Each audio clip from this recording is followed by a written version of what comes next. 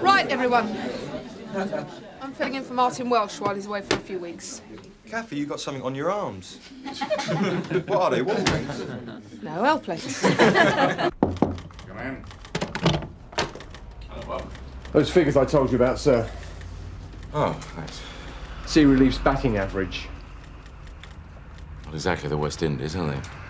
They consistently have the worst arrest rate in the station. And that goes right back to Sid Reese's time. So why hasn't anybody noticed this before? You don't think it's just bad luck? Well, they've possibly been unfortunate in a high turnover of officers. You'd have thought that would help move things along, wouldn't you? There's an ethos, sir. It persists that they're the top guns. It's ironic considering these figures. Who's aware of this? I think most people are. Well, where does it stem from? There must be some explanation. No, sir. No?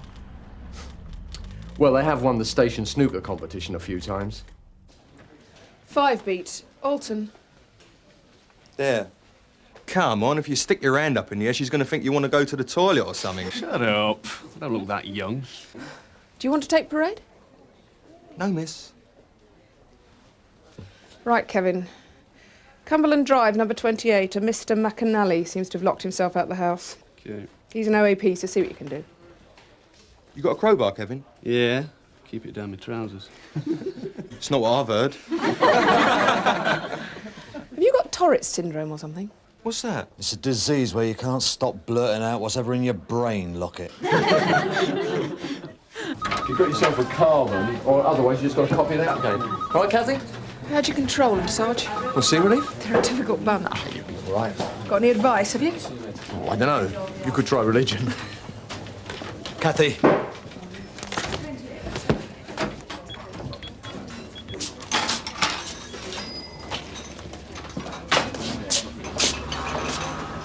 I just come in for a cup of coffee. I saw him take off his tunic and put it on the back seat. It's not a police vehicle, is it?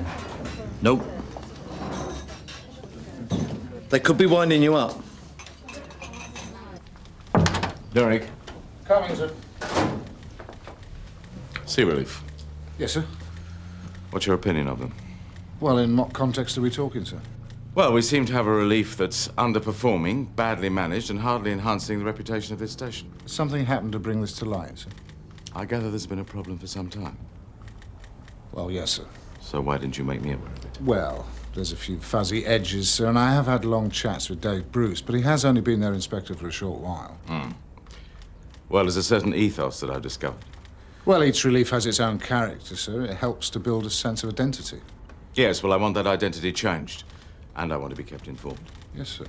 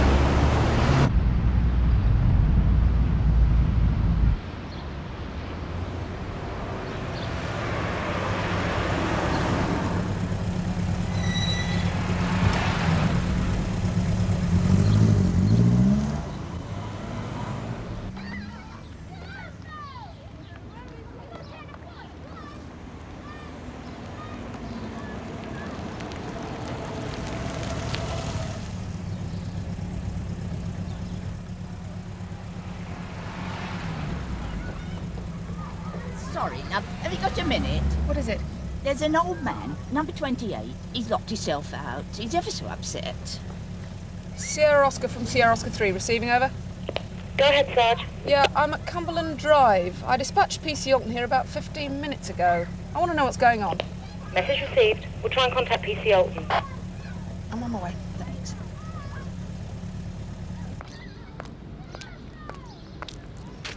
There you are, love. Thank you. Are you all right, sir? I've been locked out. Since what time? Well, I went to put the milk bottles out. It must be freezing. What, dear? I'll see what I can do. We might need a locksmith. Try the window. You'll have to use the window around the side. Where have you been? Doesn't take you 15 minutes to get here. What are you talking about? I've been here once. I've climbed in through the downstairs window and let him in. Is that true? It's the door. I don't understand. You can't have locked yourself out twice. I've locked the downstairs window, so I have to try and get in round here.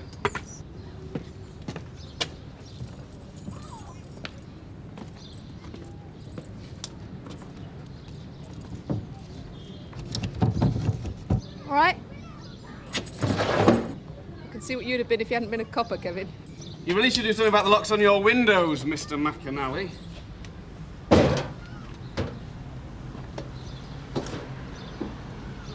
Okay, what's this all about? Did you do it deliberately? Don't be stupid. Did you call us round for a chat? Do I look as if I want to chat? Okay, I'm in. Right, come on, I'll give you a hand up. No, I don't need your help. Have you thought about leaving a key with your neighbours? Oh, I'm all right. He's a bit of a rude old sod. It's all right, he's deaf. I'll see you later. Hang on. You can't just go. There's obviously something up. I'm not into all that social work rubbish. Bye. Thanks, son.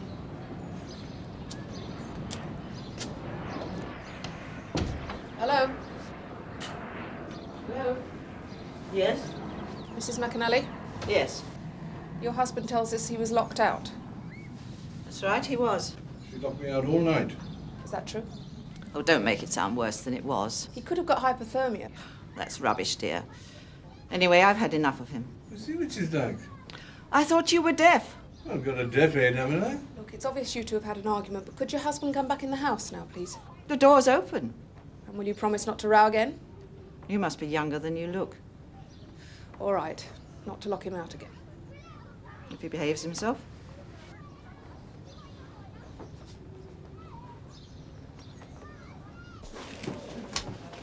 Lock it! Yes, Sarge. Come in. I'll have a word with you. Shut the door. Have you got money problems, son? Well, I could do with the overtime if you got some. I can see that. You put in for 4.5 days in the last month. Yeah, that's because I court service.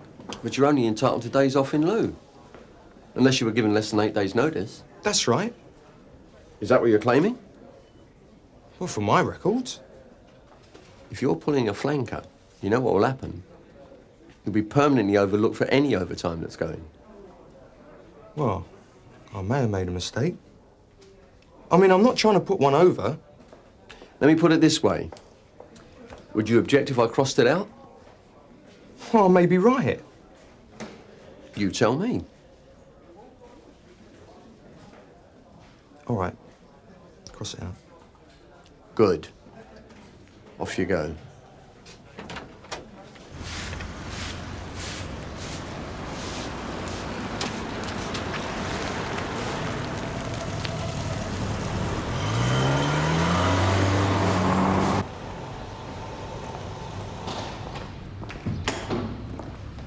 Lucy, What? where have you been? Don't try and give me an hard time. I've had enough today. Come back here. I saw you driving a private vehicle while you were supposed to be on duty. Look, I had a puncture on the way to work. I went to get it fixed, all right? No, it's not all right. You were supposed to be working your beat. You should do all that in your own time. OK. How was I meant to get home after the shift this evening? There's nowhere to get it mended at 10 o'clock at night, is there? You were driving across Cavendish Road about 20 minutes ago. You didn't appear to have much of a problem then. That's because that's not my car. Oh, whose is it? Kevin Alton's. I had to leave my car on a double yellow line in the high road. Can I go now? I haven't finished yet.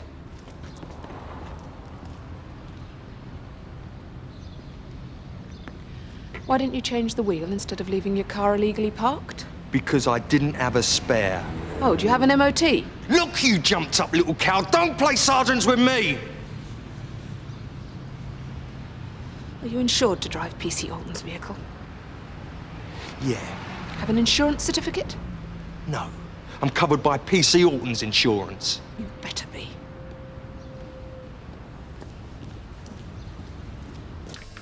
She may be in the vicinity. See where we get with that. Cheers, Viv. Hey, lads. I've just had a run-in with Kathy Marshall. What about? Yeah, it was nothing, really. I was offside. I had to get a flat sorted out on my motor. She didn't see you. Oh, she'll probably only go to Inspector Bruce and you'll end up with a rollicking, that's all. Yeah, well, that's nothing new, is it? No. Do us a favour, though. Give Kevin Orton a yell. She saw me buzzing up the road in his motor. Tried to do a little number on me about whether I was insured. What? She's short of arrest or something? Don't worry, we'll sort her out. She's just trying to prove she can wear Y-fronts, that's all. Are you going to do any work today?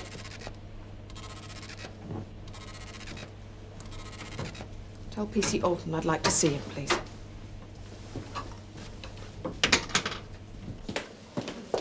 Kath, what are you doing? My job. You'll be taking on the whole relief. Oh, come on, it's about time someone sorted them out, and I'm fed up with their sloppy attitude.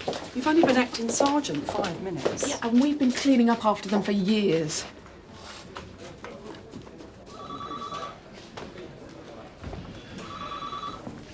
All right, Kevin. Yes, Sarge. Come in. Sarge. Did you give Lockett permission to drive your car? Yeah. And does your insurance cover his use of the vehicle? Oh, I thought it did. But it doesn't, am I right? Did you discuss the matter with PC Lockett?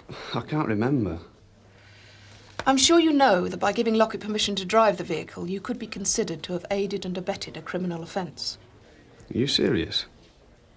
So, did you discuss the matter? Not exactly. Thank you. You can go.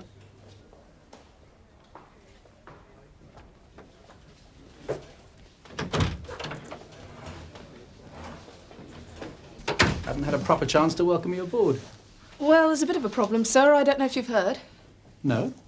I discovered PC Lockett not working his beat. I see. Well, I'd better give him a little chat about that. What was he up to? He went to a garage to get a tyre changed, in the course of which he was driving PC Olsen's car without insurance. Well, he's not got comprehensive insurance. No, sir. He's got himself into a bit of a mess, hasn't he? And you're obviously taking the matter seriously. What were you thinking you should do about this? I thought I'd consult with you, sir. Yes. Yes, leave it with me. I'll take care of it. I feel I should be seen to take action, sir. Well, yes, and you have. You've shown that by coming to me. I don't think Lockett should get away with it. I mean, without being moralistic, driving without insurance. What if he'd had an accident and injured someone? I agree. Of course, one has to take into account that a conviction is tantamount to ending his career. And skiving off work is a sackable offence in many jobs, sir, in itself. Well, you're right. He should have sought permission. But I understand that he felt his car was dangerously parked. He was on a double yellow line. I thought you weren't aware of the facts. No. I said I wasn't aware there was a problem. No, I wanted to hear your side of the story. Yes. Well, I think you understand how I feel, sir. I'd prefer the matter to remain in my hands, if that's all, sir.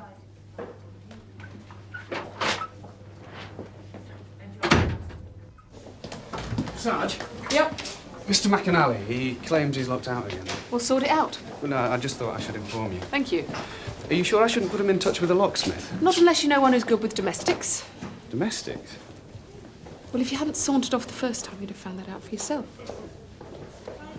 Yes, sir. Kathy? Is it me, or is it sea relief? No problem. Oh, Sergeant Cryer. I see. Yeah, she's here in the office with me now. OK. Inspector Bruce. What's going on? Apart from the relief being a complete bunch of prats, you mean? I caught Lockett going AWOL for half an hour, and I caught him driving without insurance. So Mr. Bruce said. But he doesn't want to do anything about it, does he? Well, it's difficult. You've only been on the relief for a couple of hours. So Mr. Bruce wants you to nobble me. He wants me to give you some advice. It's beginning to sound like I'm the one who's being reprimanded. Well, I don't know what you should do, but you shouldn't let it be seen as a crusade. Thanks, Sarge. I was told to inform you that PC Alton's having a spot of bother with a domestic. Thank you. Yeah, apparently Mr. McAnally was asking for you personally to sort the problem out. I see. And the other thing is, I want to apologise. I was out of order, and I honestly didn't realise I wasn't covered by Kevin's insurance. Yeah, that's what they all say. Sarge, I made a mistake. Yes, you did. And it's one you may not forget. You swan around thinking you're Jack the lad. Well, I'm fed up with your fat mouth.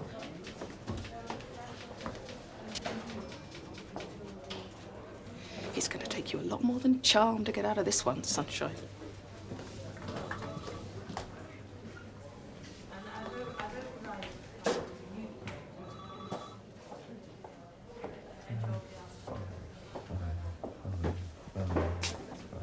What's all this martial business about, Bob? Well, you've heard. Look, I've got to nip out. Do you fancy a drive? All right.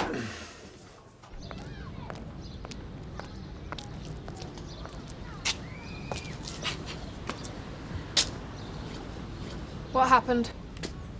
Tell her I didn't mean to do it. Tell her I love her. What have you done? He's given me a bloody nose, that's all. Why? I lost my temper. You've seen what she can be like. You all right? Come on, open the door, please. I presume it was you who had a little word in Mr. Brownlow's ear about sea relief, In passing? Well, the next time you pass down information like that, it'd be nice to get a bit of warning. Snappy? Sour. And we ought to take that into account when we look at this Marshall matter. It's Cathy's decision. I think Lockett should be stuck on.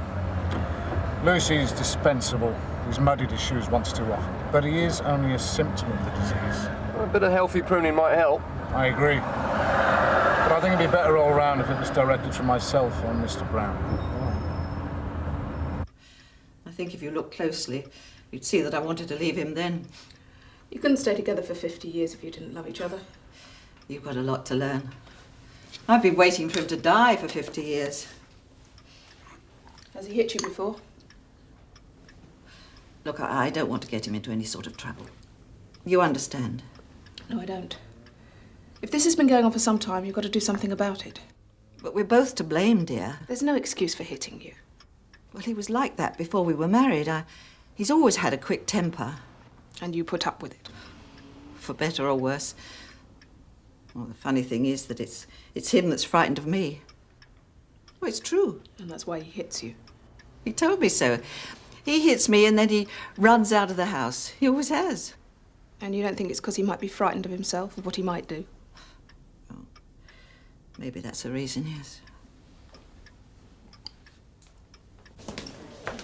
So you had a chat with Mr. Conway. I've got to see him later. Oh, yeah? Something to do with a problem with the relief? I suppose you've heard about this set, too, between Marshall and Lockett. Yeah. How do you see it? Lockett's old enough to know better. Oh, come on, Bob. She's come gunning for us. From what I can gather, Marshall was acting CAD sergeant last week, and she inherited a problem from my relief. So I was told. So she wants to have a dab at one of my officers. She witnessed a crime. Well, I can deal with that. She's doing her duty. Yeah, well, we'll see about that. I think she's let this temporary promotion go to her head. Dave, as a mate, I suggest you don't get too closely involved. What do you mean? Let's just say this is not the weather to stick your neck out.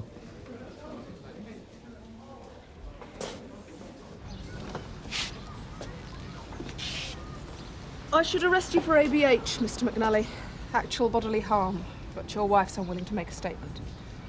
I could arrest you anyway for common assault under Section 25 to protect her safety, but she assures me she can sort this out herself. I'm sorry. I've told her to go down to the local magistrates. It won't cost a penny. You don't need a solicitor to take out a family protection order. She'll have to make an affidavit, and a magistrate will issue an order with the power of arrest attached to it. She's going to prosecute me? That's not what we're after. What we want is for you to stop your violence towards her. She knows you love her. I do. And that you're sorry. But this can't go on. No. That's my number at the station. Ask for Cathy. And if it happens again, I will arrest you for common assault. Thank you. From now on. I hope so.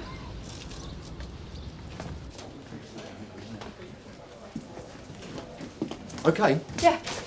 Listen. Right. I've had a word with Mr. Bruce. I think you're going to find it difficult to stick this lad on. Now, you're going to be on this relief for another couple of weeks, yeah? Cathy. Sir?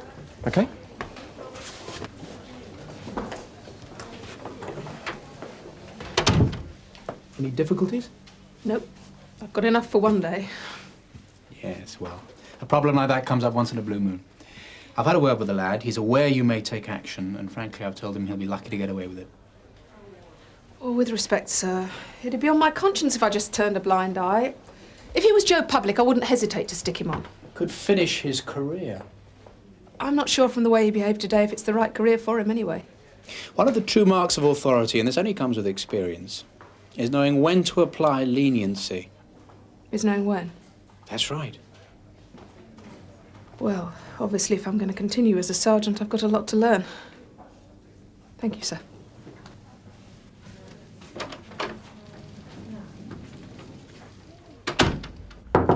Go in. Is this a good time, sir? Oh, hello, Kathy. Come in, sit down.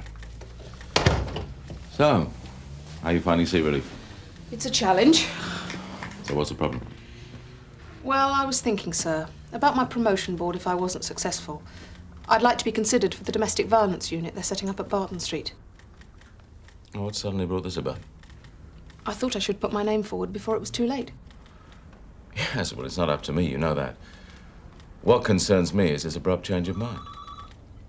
Frankly, sir, I'm 32. I took the exam because I couldn't see myself plodding around as an ordinary WPC for the rest of my life. Something happened. Quite a few things, actually. But basically, if I'm honest, I'm not sure I'm suited to the job. Well, it's difficult being an acting sergeant. You're neither one thing or the other. You're a corporal of horse. I expect you've been called that, have you? No, I've been called a few other things, sir. The lads are inclined to want to give you the old coffin drop. I don't think I know that expression. No, it's a test they do on teenage boys to see if they have the necessary accoutrements.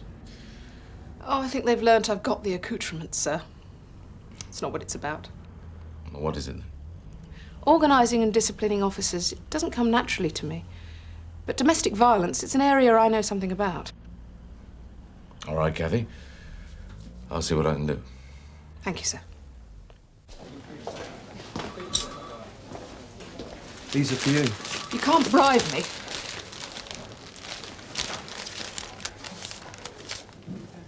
From Mr. and Mrs. McAnally.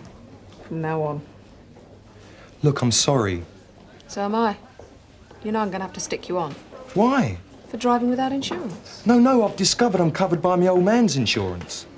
I don't suppose you've got the details. Not here. Well, if that's true, you'll only have to face a disciplinary charge, won't you?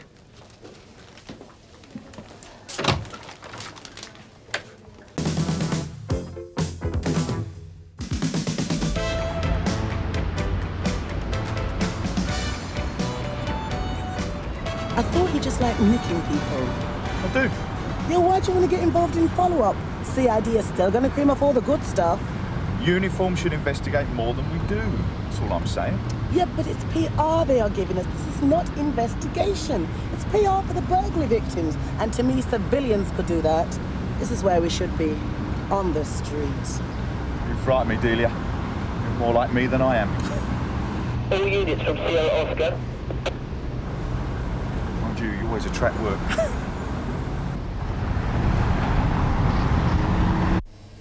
Alarm activated at Howden's Research Labs. Any units in the vicinity, please attend. Alarm at the research lab, Sarge. Oh, yeah? Break out by the bunnies. Up there.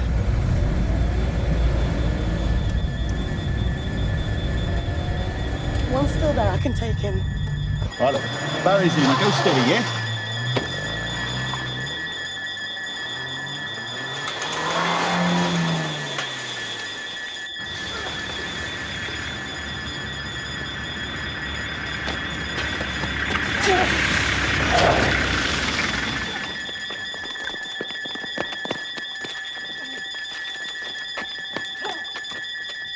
Okay, that's it. Ease off. I'm arresting you on suspicion of burglary. You don't have to say anything, but anything you do say will be taken down and given in evidence. Pick up the evidence, Barry. Have you looked inside? Not yet.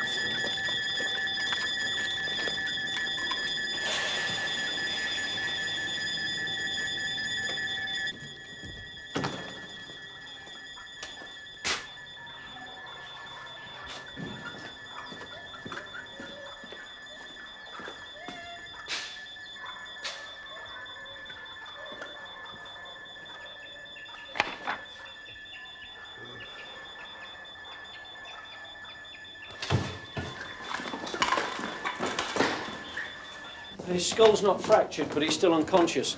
Loxton's with him at the hospital. What about the animals? All present and correct. Apparently the raiders reached the accommodation area but didn't have time to do any liberating. And the personnel records are the problem. They made such a mess it's not clear what's missing and what's not.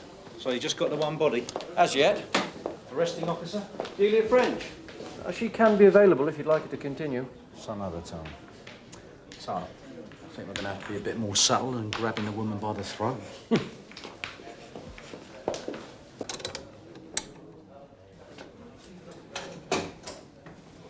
Well, I won't be wasting any sweet talk on that. Any previous? Not under the name she's given, and that's all she's given us. Josie Madden. Local? Probably. Stringer thinks he's seen her on an animal rights demo. If she's an activist, she's been keeping a very low profile. LIO's got nothing on her, and he's just checking the national index. What about a brief? She says no. Here, you'll need this. All right. Well? Well, like you said, Gov, we might need to be subtle. So let's not start off with the attitude that she's a crazy dyke going through the menopause. Yep.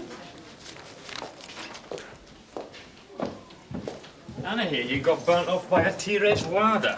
Who said it was a T-Reg? Oh, yeah, sorry, I forgot you didn't get the number either, did you? Neither did anybody else. So what now? Listen, Tony, there's a guy in hospital. If they've got names and addresses, other people could be at risk, serious risk. Now, we've got 2 lines of inquiry, Madden and the car. You lost the car, so get out there and look for it. This way, please.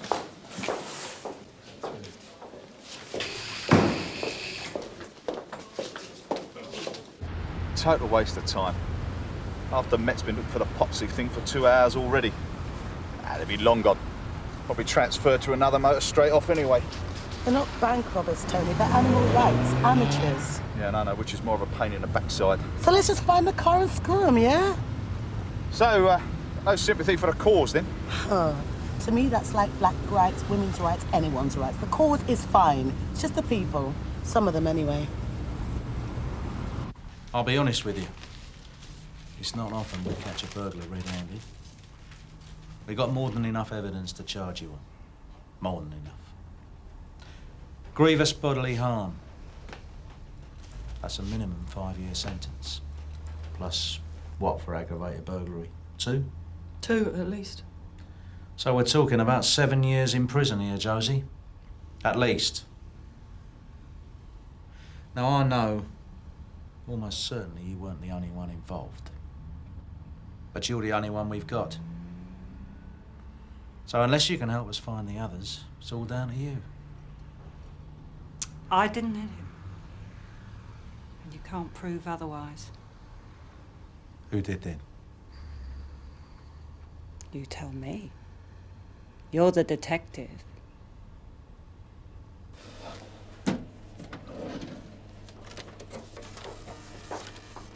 What you got? Well, I don't have much on animal rights because there hasn't been a lot of activity on this ground. Well, not the hard stuff, anyway. There aren't many other targets. All the fur shops are gone. What about butchers? Yeah, well, we've had the occasional brick and superglue job. But there again, I couldn't give you a name. You see, local cells tend to pop up like mushrooms, cause a bit of grief, then disappear again. Ah, now, this is our only known frontline activist, Alan Piper. He tried his hand at firebombing up the West End a few years back. Only I've checked with AR National Index. As far as they know, he's dormant. Spelthorne Road, that was bulldozed 2 years ago. It was a squat, yeah. So where's he live now? He's an anarchist. What do you want? Change of address card? Does he drive a car? Well, he wouldn't actually own one. I mean, that would be ideologically suspect. Associates? No idea. And that's it, is it? Oh, well, it's not just your anarchists who are violent, of course. Your extreme right are very into animal rights as well. You know, noble Brits and noble animals roaming free once more across England's green and pleasant. Good fishing ground for them, too, especially amongst the youngsters. But our only high profiler, Kenny Lewis, toughest little herbivore in the business, has emigrated. Thanks. Of course, in the middle there is the 95% who are non-violent. But don't underestimate the rest, Alistair. We may think they're wrong, they know they're right. Why did you want the personnel records, Josie? People can't work in these places without accepting the consequences. What consequences? You mean you want to hurt the people you reckon are hurting the animals? Hurting the animals? Do you know what happens to animals in places like that? They're poisoned, scalded. They're blinded, they have electrodes stuck in their head and strobe lights flashed in their eyes this close for hours at a time. So you reckon all vivisection is pointless, deliberate torture? You think the animals volunteer? No. And I can understand your point of view. But just because you feel strongly about something doesn't entitle you to break the law. How can it be against the law to save lives? There's been violence, Josie. A middle-aged man almost got his head smashed in. It's always put that way round, isn't it? Every 10 seconds an animal dies in a British laboratory, but we're the ones who are violent, the lawbreakers. Well, your law doesn't concern me. I believe in a higher moral law. I believe it is utterly morally wrong to kill and torture animals. And I shan't cry either when the first scientist gets blown up. Oh, yeah. It's called direct action. No, it isn't. It's called terrorism. So? I'm not afraid of the word. Every movement needs its hard edge, otherwise who takes any notice? Parliament. I've signed 1,000 petitions in my time and still the animals are dying in torment. So if people can't be persuaded to stop killing them, they'll have to be forced or frightened into it. 363 from Sierra Oscar. Receiving, over. What's the situation, Steve? Yeah, he's stable, but they're not letting me in yet. Don't let them forget you, please. We need this statement. Oscar from 577. Sorry.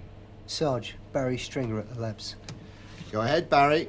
Yeah, it's still a mess here, but they found the computer disks and the backup papers as well, so unless the raiders had time for photocopying, the staff records are still secure. Over. Understood, thanks. Well, thank God for that, anyway.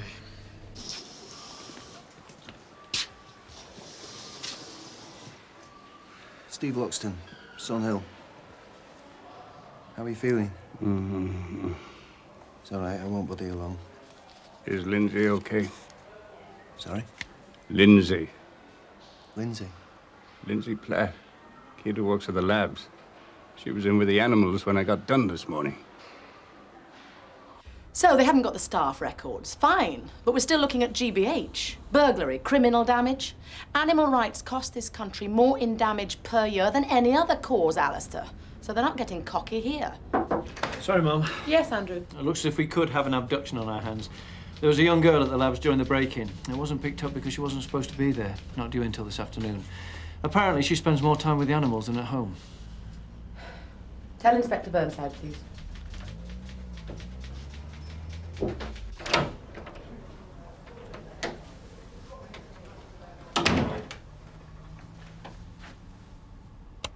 D.I. Burnside returns to room.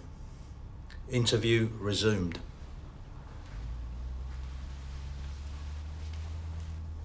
There was a girl at the labs this morning.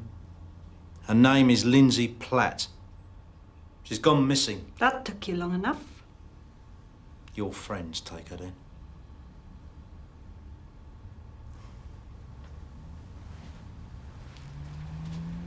Where did they take her? Why did they take her, Josie?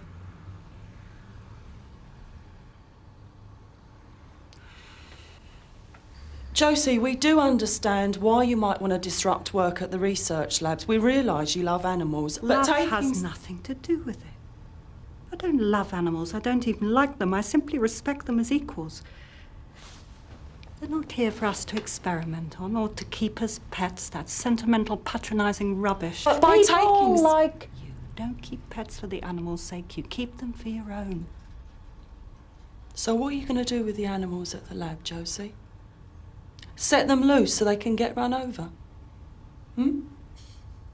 Better that than let them die slowly in a concentration camp. Thank you for your help. Thank you. Sierra Oscar from 832 receiving, over. Go ahead, Delia. Lindsay Platt's home address. Parents on holiday. Neighbour heard Lindsay go off on a moped at 6 o'clock this morning. No sign since, over. Understood. It's the hypocrisy that gets me. You can't tell me they'd all refuse antibiotics if they got a temperature of 105, or plastic surgery if they got their faces burnt off. Find the car, Tony. We've checked her home address just in case, and we're making a thorough search of the compound itself and the surrounding area. Right, Mr. Conway knows what's happening, does he? Oh, yes, Can you ma'am. hold on a moment, please? Right. Mum. Yes. Dr. Taylor for you, head of the research unit. Thank you. Yes, DCI Reed here. How's it going, Frank? Burnside made any progress yet? Not as far as I know, sir. I see. He should offer a Sire sandwich or something more substantial. Yes. Right, stay by your phone. We'll call you back. Thank you. Well, that clarifies the abduction situation. They've made a ransom demand. Release the animals, close down the lab, or the girl dies. What do you expect? It's life for life. Thank you. And what about the press blackout? Right. I don't think we need anyone from AMIP unless SO11 are a long time joining us. I'd like to keep the briefings down to a minimum, unless you... Right. Very well, sir. Goodbye. Area say continue until SO11 take it away from us. Well, I don't see there's a lot to continue with until our friends contact Dr. Taylor again. The security guard saw 3 balaclavas, still no car. All we've got is Madden. Yeah? All right. Even if human beings aren't special, or superior, or different, if they're just equal, how can you get choked up about the fate of a rabbit and yet not give a toss about this girl? Your friends are threatening to kill her. Can you imagine the terror she's feeling right now? Can you imagine the terror the animals feel? All right, I accept that. I couldn't torture an animal, but I couldn't terrify a young girl either. Could you? People have other people to defend them. The animals have no one. That's the difference. It isn't the animals who are screwing up the world, it's people who cause the misery. When you say misery, Josie, do you mean for the animals or do you mean in general? Is your life miserable? My life's not important. Well, everyone's life's important, isn't it? Not compared to the suffering that goes on every minute of every day. So do you feel that gives you a reason, then, for living? A very unselfish reason? Fighting for the animals? Do you live on your own, Josie? Do you find people difficult? Yes, I do. Especially policewomen who ask me stupid questions. Have we been up there by the warehouses? I was up there first thing. Last time we went past, it was blocked by gas vents. Yeah, well, it's not now. Obviously, nobody's told you this, Delia, but the area car driver normally has a saying where he drives. I'm not saying I agree with that. Sierra Oscar 595 receiving. Receiving. A red unoccupied Lada parked in Penlow Road. Index Victor Echo 718 Tango. Received. And go steady, Tony. They have been known to use car bombs. What time did they leave it? Oh, about 8:30. Are you going to shift it? Seems clear this side. Wire 595 from Sierra Oscar. Yeah, receiving. Yeah, your red Lada. The owner is Josie Madden, address 31B Yale Road. Well, if you've got Madden's address now, at least we can turn that over. With respect, sir, I'm not sure that'd be a good idea just yet. We're not dealing with professional villains here. Professionals wouldn't drive around clueless for 2 hours until they run out of petrol. So, if the other 2 are local people as well, it's just possible that they've holed up at Madden's flat. Look, they're unpredictable, they're potentially dangerous, and they've got the girl. Alistair's right, we can't go in yet. Not before the next call. Look, Yale Road's only half a mile away from where the car was found. And what then? A discreet cordon of expensive resources? We are talking about a girl's life. Has it ever occurred to you that you might be wrong? I know you've got all the facts about vivisection and vivisection's evils. Bang, end of argument. Yeah? No need to even think about it. Is that part of the attraction, Josie? It's simplicity. Do you cling to that? Because nothing in life is as simple as it seems. Take Howden's. Do you know what they do in those laboratories? I bet you never even bothered to find out. They don't test shampoo, they don't test makeup, they don't test perfume. They research brain damage. You ever seen a child with cerebral palsy? Or watched a baby dying of a brain tumour? There's suffering all over, Josie. And those wicked people who work there are the ones trying to do something about it. Yes, but there are alternatives. Like using human tissue, only it costs more than rats and rabbits, and that's what it's all about, profit. Another batch of questionable drugs from the marketplace. Look, Mixing human genes beings did not invent suffering. No, they invented vivisection. Lindsay Platt is not a vivisectionist, Josie. She works there. The blood's on her hands. I don't think you really believe that. Not deep down. Because the one thing that does make us different is that we're the only species with a conscience. You've got a conscience too, Josie. And if that girl dies because you refuse to help... Oh, don't put the responsibility on me. You've had what they want. You've got the power of life and death. You know what I think? You don't care about animals at all. It's not respect for other species that drives you. It's hate for your own. Human nature giving you a raw deal, is it? And you've got nothing left but hate. I'll bet you even hate yourself.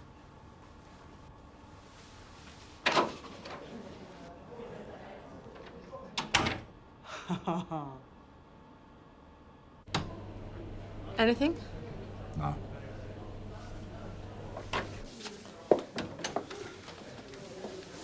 You'll have to take over. I'm sorry. I've done all I can. Mom? Yes? Yale Road, there's movement.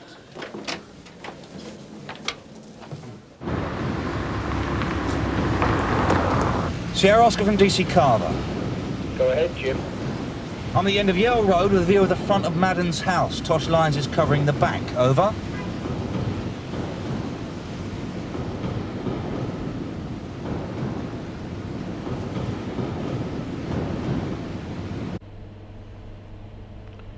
Low profile, please. That goes for everybody. French stamp.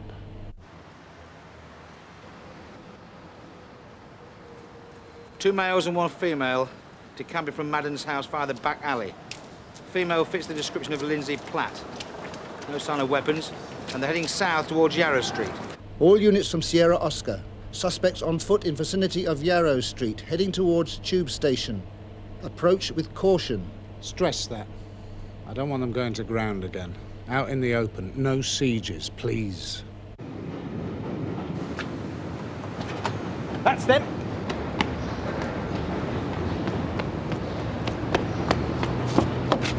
Right. Suspects heading towards Pilton Road. We can leg it. Ambush them at the viaduct. You call that caution?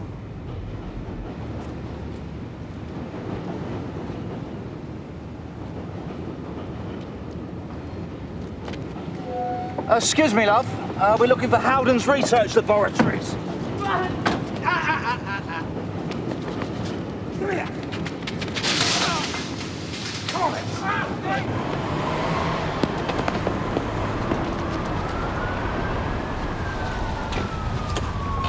I love animals. I love them. Honestly, I love them. I know, Scannell.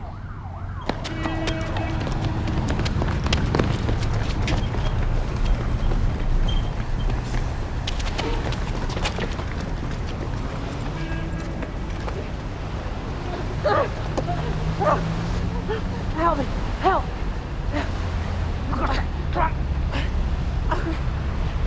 All right. Go on. Down you go. Right, Delia. I've got him.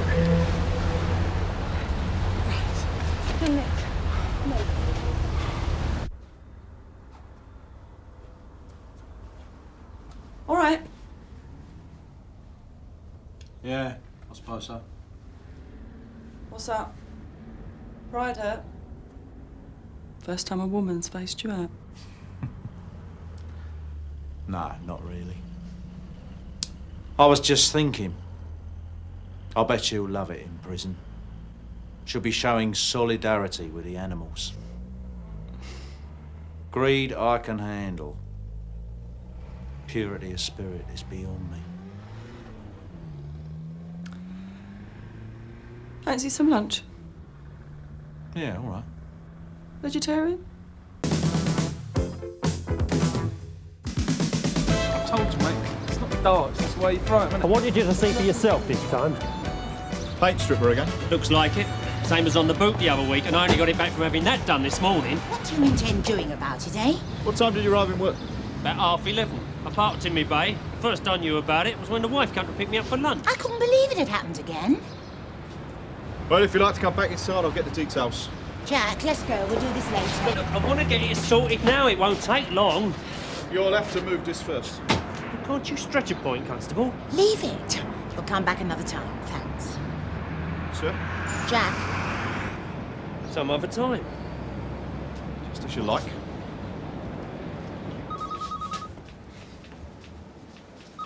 Who was that, Tony? Goodall. Jack Goodall. Do you know? Yeah, a while back when I was on traffic. His car's being done over. Paint stripper, twice in a fortnight. His locks were super glue before that. Lives round here, does he? A new business on the industrial estate. Goodall and Ferris. Someone's got it in for him by the look of it. Why, any ideas? No. Face just rang a bell, that's all.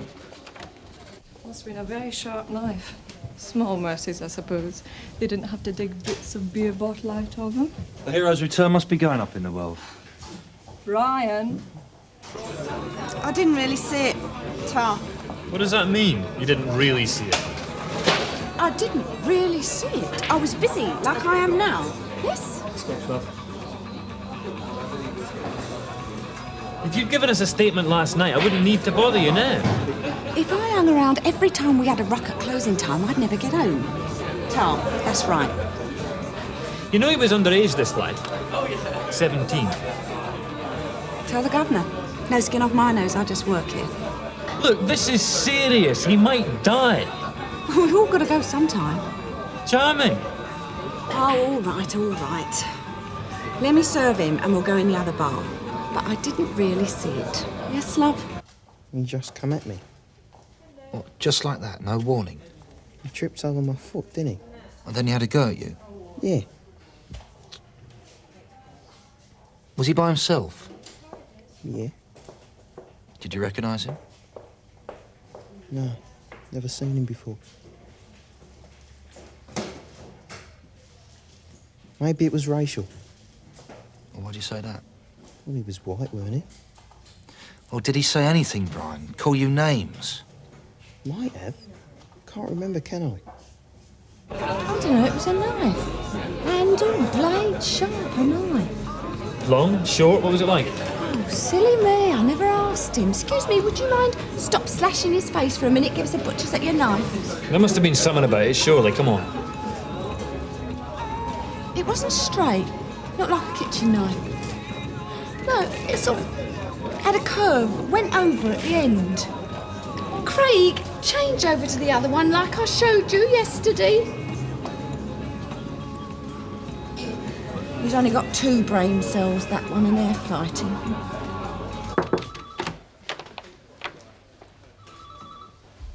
Those figures, sir. Break-ins on 3 and 4 beats. Thank you. Have you got the list of the new units yet in the shopping mall? I'm going out there right now, sir. I'll have it with you in the morning. Thank you, Ron. Yeah, she's sure. A miserable piece of work, but I bet she never misses a trick. Says they're regulars, often in together, very chummy with each other. Did you give a name? No. Reasonable description, though. Bit older than Grant, 6 foot, dark hair, always wears a red baseball cap. Let's give it another go.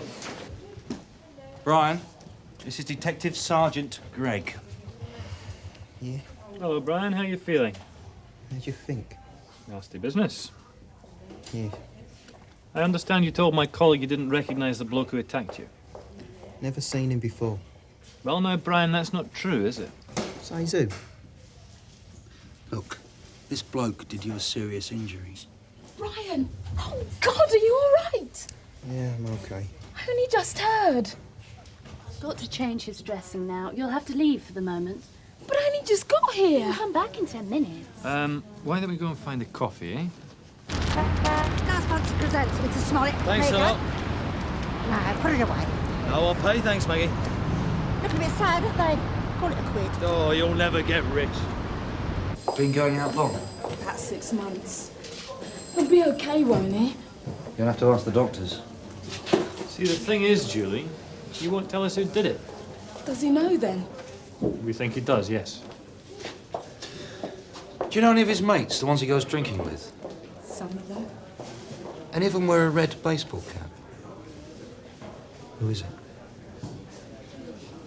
He was in a very bad way last night, Julie. If the wound had been an inch to the left, you could have been visiting him in the morgue, not the hospital. Paul Reynolds. Do you know where he lives? Woolston Estate. Riffin House. Know the number? It's on the first floor. 43, I think. Can you think of a reason why he'd attacked Brian? No. No, I can't. It's lovely to see you, Ron. There.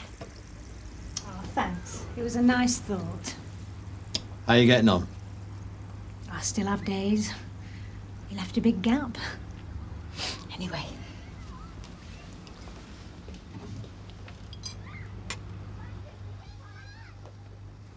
How are things with you? Fine, fine. Plodding along, you know. You don't miss your old job? No, give me a nice cosy office any day. Well, at least you don't have to deal with, well, with things like No, I don't. Linda, I've got a bit of a shock for you. What? Not Graham? Oh, no, no, no. No, nothing like that. No, Goodall's here, in the area. Just moved in. You didn't know, did you? No. You mean I might just see him in the street? I don't know what I'd do. Cross to the other side. Leave him alone. That's more than he deserves. He shouldn't have got off. I know that. 30 feet, you said in court. Alec went 30 feet when he was hit, and then he ran right over him. I don't know if I could cross to the other side. You don't think Graham could have seen him, do you?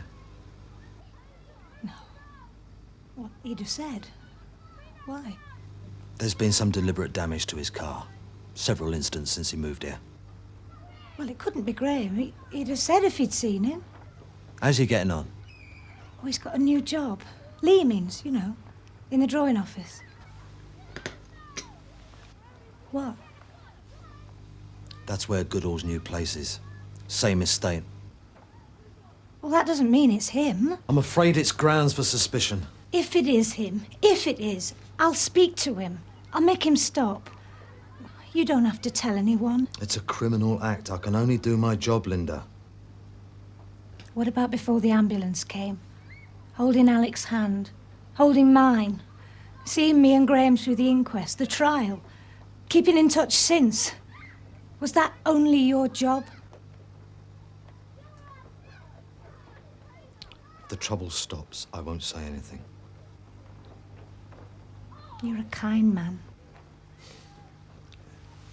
Your CRO check on Paul Reynolds negative, Jim, but Kathy Marshall turned up something. Go ahead, Sarge. Strongly suspected of being actively concerned in recent break-ins and thefts in Waverley Road area. And there's a request to keep Tosh Lyons informed of any dealings. I'm putting him on. Hi, Jim, it's Tosh. Hi, mate, listen, are you going into the address? We're on our way there now, Tosh. Right, well, do us a favour, mate, will you? Keep your eyes peeled when you get in there.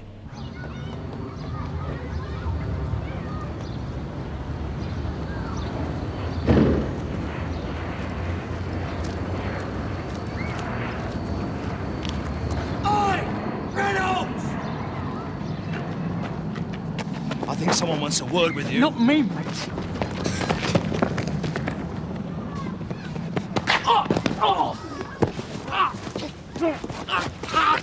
Oh, keep still or I'll break your arm.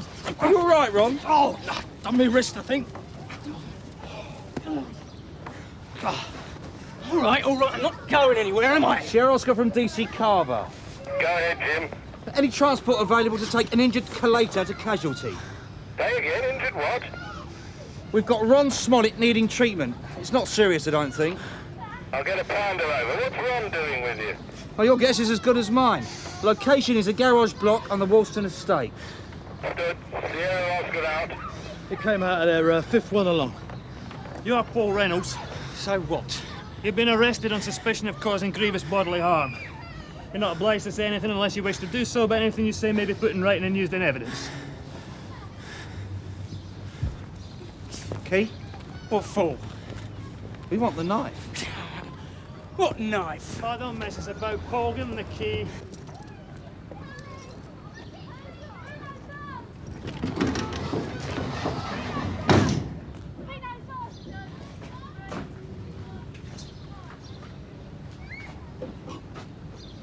Carpet fitter, are we?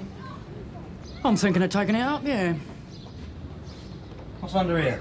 I've no idea. You starting a collection?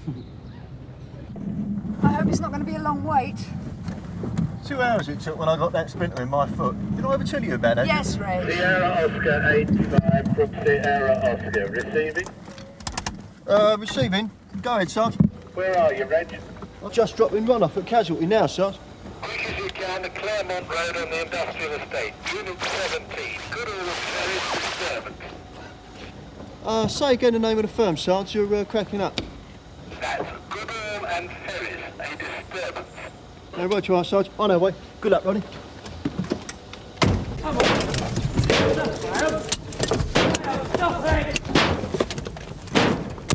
From Leaming's round the corner.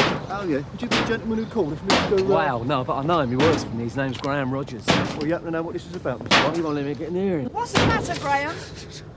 Just ask him. He'll tell you. Why don't you put that down, then? He's a murderer. Should we take him? No, he's had it. Look at him. Look, you don't want to hurt anybody, do you, Graham? Myself or this officer? No. Well, put that down, then. Look, I will if you talk to Goodall. Just make him tell you. Make him tell you. Just get him to tell you, all right?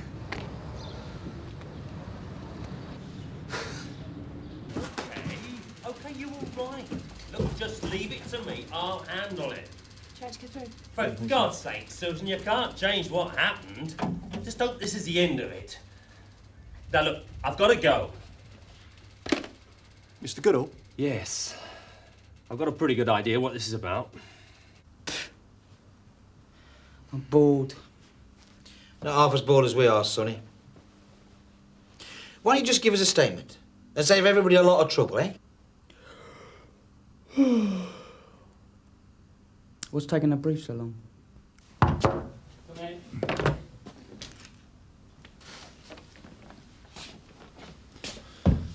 I called the hospital. She is still there. It's worth a try, Jim. She fingered him for the assault. Try it on the videos. Should have been him, not the car. Just as well. They messed up everything for us. Dad had all these plans. We let my mother know. Oh, yeah, you can call her when we get back to stage. I'd say why I did it in court. I'm going to make sure everyone knows about him. Yeah, well, that's up to you. He killed my dad. Was a smashed up car man. He told me he was found not guilty. Sort of blind his car had been stolen. Liar. His wife backed him up. Your lot was sick when he got off. Especially the nice one, Ron Smollett. Oh, it's great. Said Dad was just as much murdered as some yob who gets knifed and chucking out time. Difference is that's all fast cars and leather jackets, CID all over the place, yeah?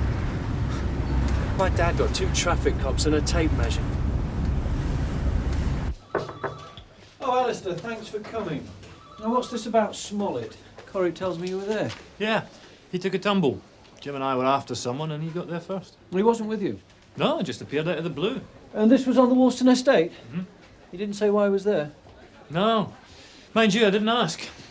Just glad he was. You okay? Yeah, I'm just going to find out. Can't stop. I'm on to something your Reynolds, I hope. Ah, good.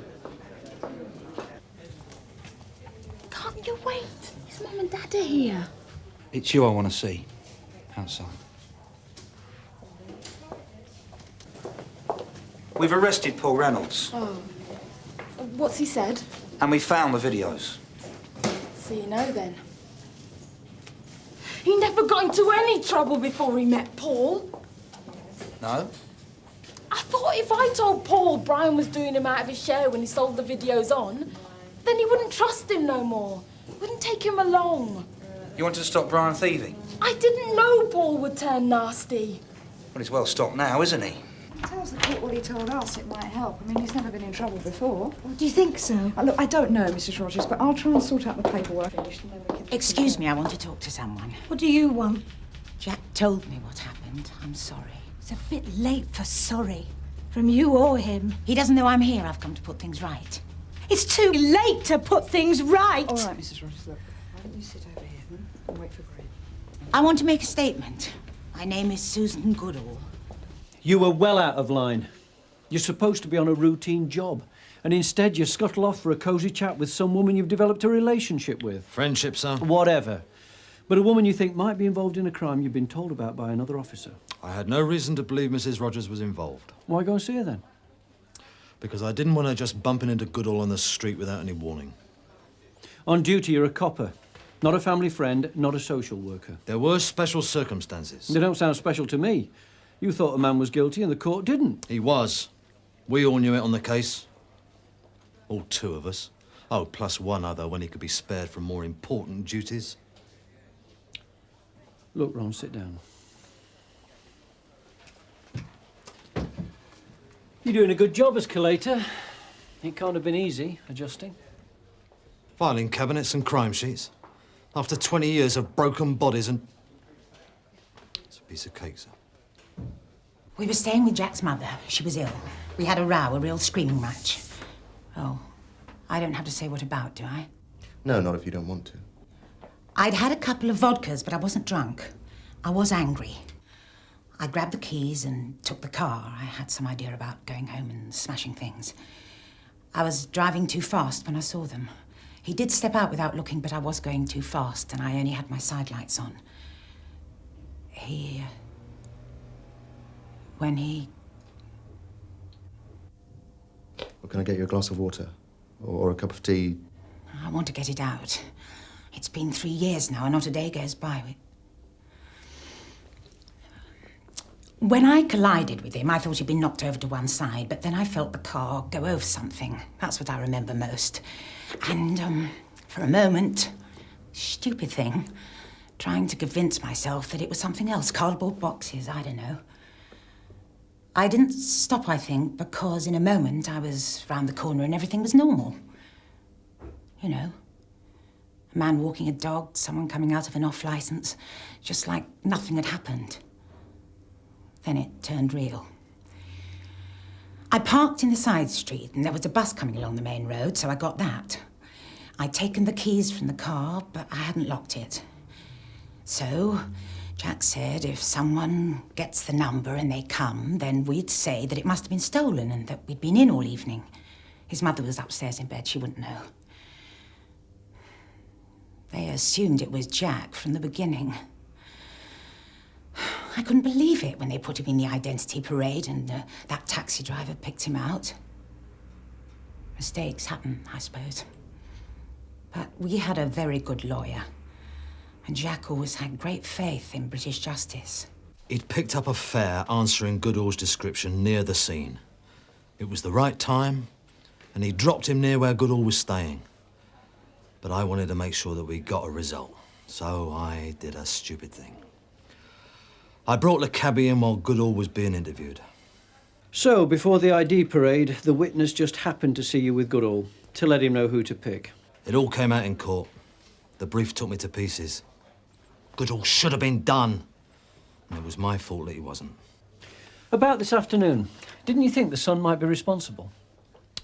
When Mrs. Rogers told me where he was working, yeah. But I didn't have a chance to do anything. So if you hadn't got involved with the Reynolds incident, you would have passed that information on? Yes, sir. Definitely.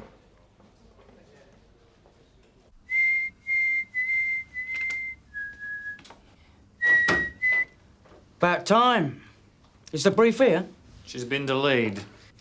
You're wasting your time, then. I ain't saying nothing. That's up to you. You're about to be charged. Oh, yeah?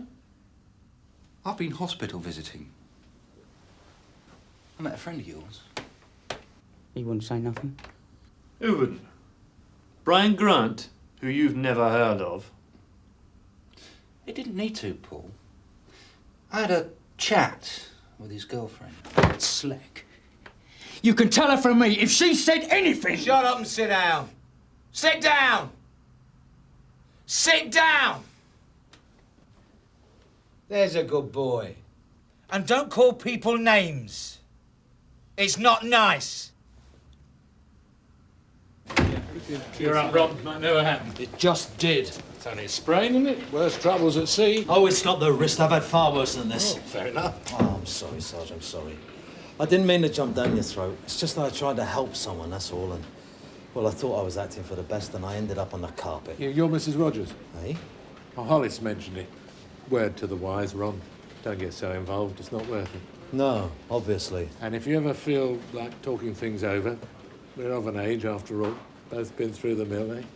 Thanks, Sarge. Much appreciated. Oh, Ron, I've just been talking to a Mrs. Goodall. Old case of yours, I believe. Mrs. Goodall? Can I drop you somewhere? Norma's picking me up, thanks. We're doing Reynolds for the GBH and the videos. He's as good as gold now. Thanks for earlier. I didn't say so. Anytime.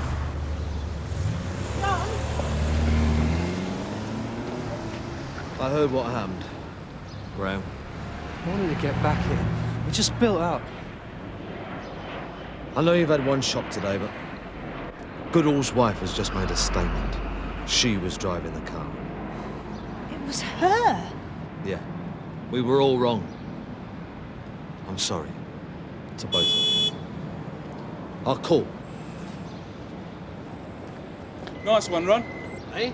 Heard you gallop to the rescue of CID. Great, eh? Back on the streets again, doing some real policing.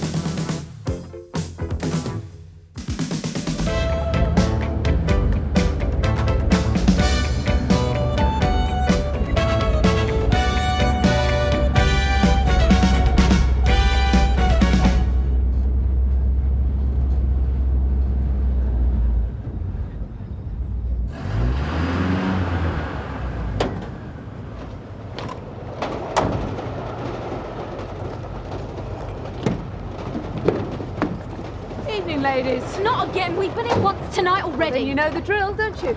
Take these two, eh? Right, come on, I'm arresting you for loitering. Come You're not on. obliged to say Why is it always us? Yeah, you got something better to do. You're breaking the law, that's why. He's trying to earn a living. So am I. Come on. Boy! You! Stop, Kevin! Stop! You! Stop it! Stop!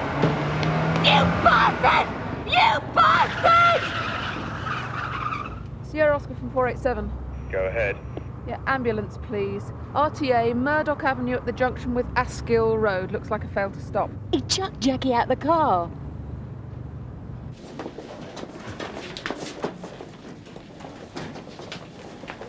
Morning. Good morning. About the alleged assault victim, Jackie O'Brien. Yes, Jackie O'Brien. Well, afraid you've just missed her. She's about to go into surgery. Well, how serious is it? Concussion, possible fractured skull, cerebral hemorrhage. Sounds more like a hit and run. Plus a broken jaw and severe bruising to the face and shoulders. I think she's been in a fight. fight? I think so. She's got that sort of soft contusion, and then maybe hit by a car. Anyway, she's been unconscious since she was brought in. Sounds like she's in a mess. You can't be serious. It's a uniform job. It says here that the witness says it was an assault. Well, why didn't the night duty take a statement? Because she got hacked off with waiting and went back to work. Oh, no. Who is the witness? Tina Weldon. Lady of the night extraordinaire. Are we sure about this? You know where to find her, Ted. Now tell me exactly what you saw. I already told that sergeant of yours, stuck bitch. Do you want me to investigate this or not? Jax had just got him with a punter. You lot pulls up, he panics, starts pushing her out, thumping blue murder out of her. Oh, you saw this? Well, that's what it looked like. Look like isn't good enough. How far away were you? 50 feet, I don't know. But you'd recognize him. A man. You saw him hit her. You said it. He's really laying into her. She's pushed out while he's driving. She hits the road, he keeps going. And? Well, that's all I saw, didn't I? He was gone. Next thing I'm down and Nick being charged. Not much to go on, is it? I saw the car. So did Sergeant Marshall. Metallic silver Volvo, right? I know that car.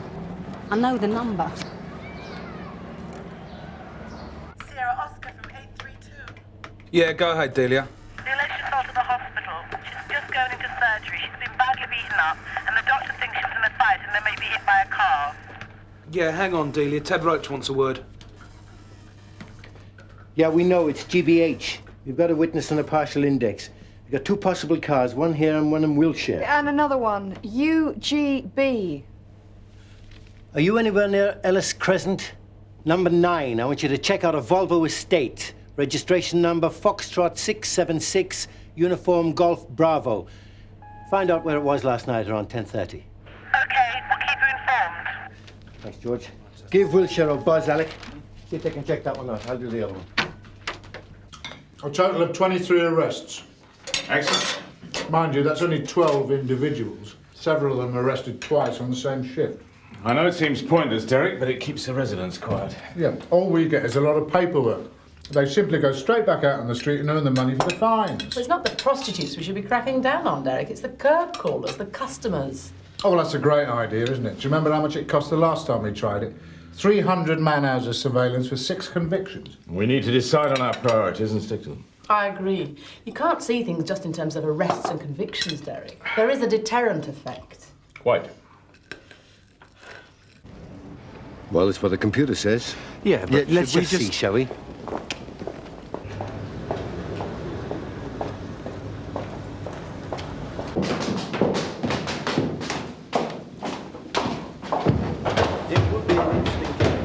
I've left the papers on your desk. Oh, he asked for you specifically, so... Well, I'll look at them as soon as I can. This prison must take up a lot of my time. A couple of days. Excuse me, we're looking for a Mr. Leonard Faraday. And you are? Yes, can I help? Leonard Faraday? Detective Sergeant Roach, Sun Hill CID. This is Detective Constable Dashwood. We're investigating an incident that took place last night. Could we have a word with you, please, sir? Well, you'd better come in. How can I help you, officer? Well, we're investigating a traffic accident that took place last night, and a car with your number plate was seen nearby. How intriguing. Would you mind telling us where you were at about 10:30 last night, sir? Driving home, I think. Yes, I watched Newsnight when I got in. Driving from here? Yes, I was working late. And what route did you take home, sir? Through Holborn and along the Strand to Green Park. So at no time yesterday were you anywhere near Murdoch Avenue, Sun Hill? Near the station. No, I live in completely the opposite direction. And no one else was driving your car yesterday? No, of course not. Well, sorry to have bothered you, sir. That's all, is it, officer? Yes, thanks for your help. Oh, if anything else comes up, you will be here all day today. Well, yes, I suppose so. Strike him off the list. Not so hasty, Michael. He's too cool by half. Hardly the curb-crawling type. But he knows where Murdoch Avenue is, doesn't he? I bet he's never travelled by train. Oh, come on, Ted, just because he's got a few bob. I think we'll do a bit of observation. Are you serious? You have just volunteered. Here are the keys. I want you to check on him, Mr. Faraday, see if he goes anywhere. You're wasting your time. Look, just see if he jumps, Michael. I'll taxi to our Miss Weldon one more time. You're a lucky man, Sarge. Your Wiltshire Volvo is owned by a 53-year-old widow. It's got all of 2,000 miles on the clock. Too good to use, eh? Thanks, George.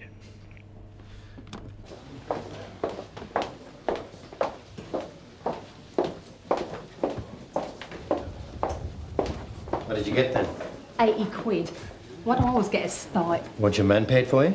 Jimmy, he's inside, thanks to you lot. Best place for him. You take what you can get. We've got a suspect for Jackie. Oh, yeah? But it all hangs on your statement. So what's the problem? The problem is if I arrest him, I've got to be sure you're sure. Of course I am. I told you, Ted, that car's a regular, I know it. You saw him hit her. You saw her being forced out of the car when it was moving. Ted, I saw everything. She got an hell of a bashing. You're going to have to say so in court. So? I'm here most days. It's your word against his. You say my word ain't good enough? Jackie's a mate. Besides, it could have been me in that car.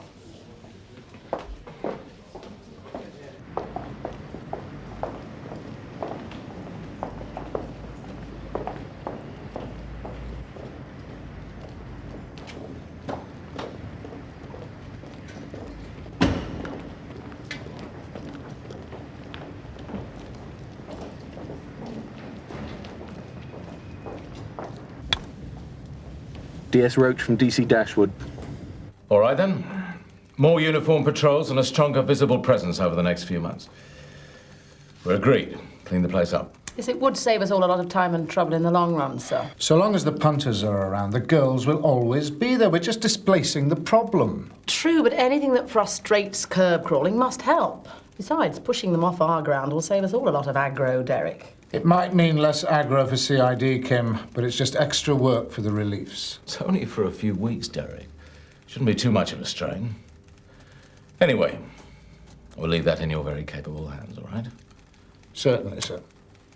Yes, all very clever. But unfortunately, I was merely fetching my wig box, as you see. You need your wig in chambers? We do have to get them cleaned occasionally. And where were you at 10:30 last evening? I told you on my way home. Will there be anything else, Sergeant? Mr. Faraday, I must warn you that as a result of our inquiries, we are now quite certain that the car involved in the accident was yours.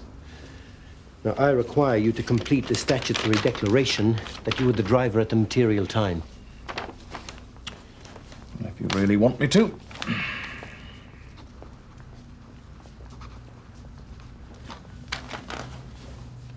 We also need to examine your car. I'm afraid that won't be possible. Leonard Faraday, I'm arresting you on suspicion of grievous bodily harm. You do not have to say anything unless you wish to do so, but anything you do say may be given in evidence. Mike, get his car keys. One gold fountain pen. One gold propelling pencil. One bunch of keys. Wallet. If you could have your tie and belt, please. My belt? No, it's just a precaution.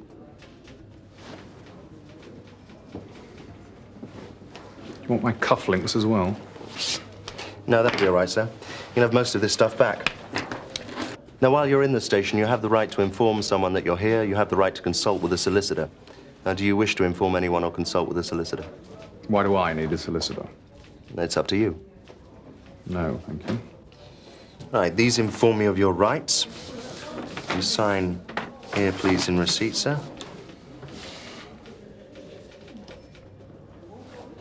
And again here for your property. Ted, do you want to go straight to an interview room? No, thanks, John. I need to check on a few things first. Right, if you come with me, please, sir. What is this? You have to wait in a cell until Sergeant Roach is ready.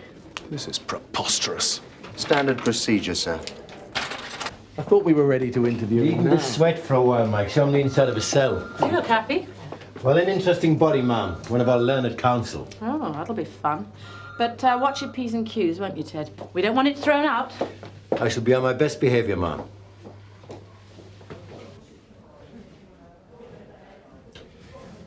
All right, Sergeant, I'll make that call now. Certainly, sir. What number is it, please? Oh, you should have the number. I'd like to call Deputy Assistant Commissioner Trevor Hicks, please. No, of course not. Thank you for letting me know. Yes, I'm quite aware of the sensitivity of the matter. Actions for malicious prosecution are the last thing we need. Yes, I'll keep you informed of any developments. All right, sir, thank you. Marion, could you ask DCI Reed to pop in? No, forget it. I'll go and see her. It can't be easy shoving someone out of your car, not if they don't want to go. That's more your line of country, I believe. Is that why you laid into her? You panicked? Do I look like someone who would beat up a woman? That's why you went there in the first place. That's how you get your kicks. Could we please draw this farce to a close as soon as possible? I do have proper work to be getting on with. All I'm saying is keep an eye on things. A wrongful arrest is the last thing we want. Of course, sir. You know what Ted Roach is like. Flies off the handle very easily. Oh, I think we can trust him, sir. We're talking about a very successful barrister, Kim. They can make things difficult all the way to the top. I'll keep an eye on it. Well, I want you to supervise things at every stage, all right? I see, sir.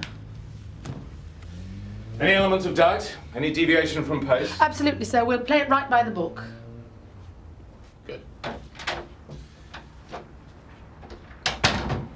You visit Murdoch Avenue regularly?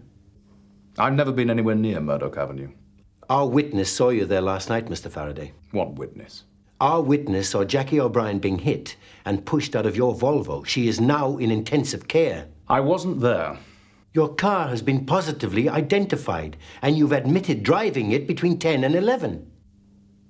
Put me on an identification parade. We stay here until we get to the truth. We both know you have to release me within 24 hours. What?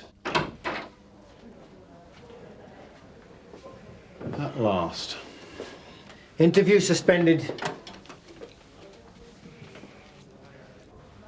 Don't tell me you've run out of questions, Sergeant.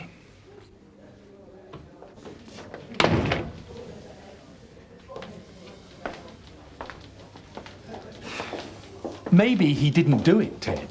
Not going well? It's him. It's him, all right. It's just that he keeps going round and round. Well, then let's sum up what we've got. Mike. It's only a partial index from a witness in the dark and on the game. His story's watertight. He's an unlikely curb crawler. But he's worried. He's even using his friends at area. Really? Yeah, but it's him. It's him. I know he's clever enough not to say anything. But his silences. It's him. What do you think, Mike? If it's him, he's not going to have it. Any news from the Socko yet? I'll go and see. Thanks. I know it's him. Let me have a go, Ted. Be my guest.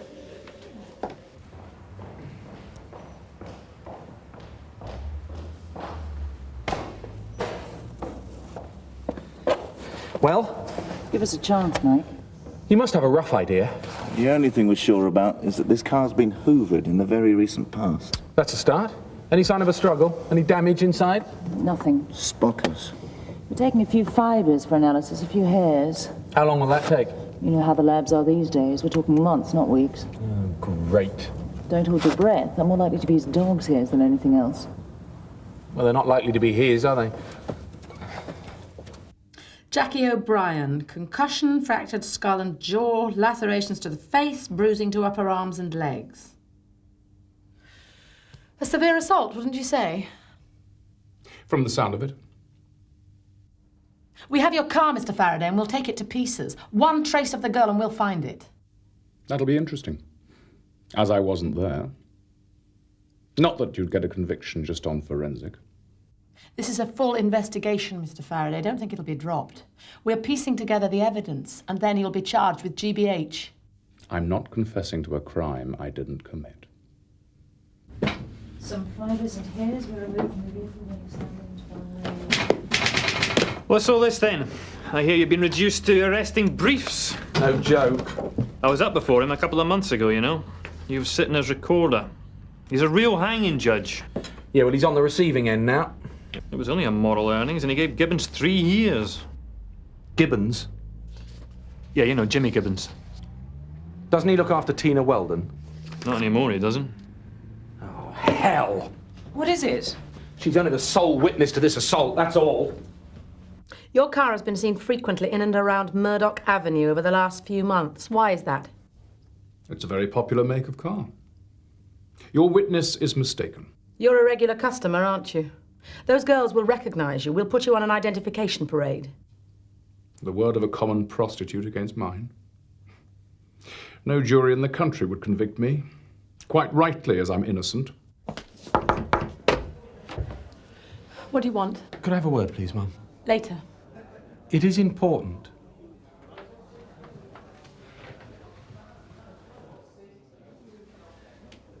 Interview suspended. Soccer? No, nothing there. Apart from the fact that the car's been hoovered very recently. You see, it's him, all right. No. The thing is, Mum, Alistair just came in. 2 months ago, Faraday sent down Tina Weldon's pimp for 3 years. Heavy-duty sentencing. Oh, God, and this is Tina's way of getting her own back? I've got area breathing down my neck and you didn't even check that, Ted? It's got to be a coincidence. It's not Tina's style, no way. We've got no forensic. All the circumstantial's in his favour. Area want us to give him the benefit of the doubt. If we don't get a statement from him now, we never will. We've got to keep going. I want Tina checked again. Oh, come on. She wouldn't have made it all up. Just do it, Ted.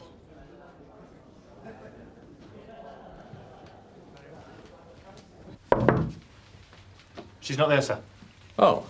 Do you happen to know where she is? Still interviewing a suspect, I think. The GBH? Yeah. Oh.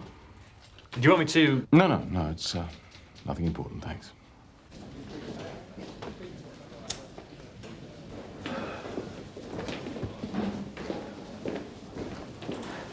Won't let me smoke in there. How is she? More tests. Wait and see. Tina, Jimmy Gibbons, do you miss him? What? More trouble than he was worth, eh? Never on the face, though. He went down for quite a long stretch, didn't he? But they throw away the key. Do you know who the driver of the car was? No? Or the registration number? Do you know who that belongs to? What you getting at? Just checking your statement. We have to. Like I told you, I've seen that car before. It's irregular. That's all, OK? You're sure? Look, what is this? The driver. You may have heard of him.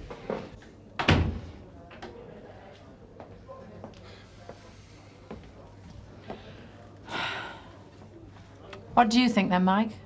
With more time, he might crack. I doubt it. He knows the game too well. Maybe forensic will turn something up. Don't hold your breath. That car will be spotless. Yeah, a man in his position. He's got a lot to lose. Exactly. We're not going to get anywhere. Last round? I think so.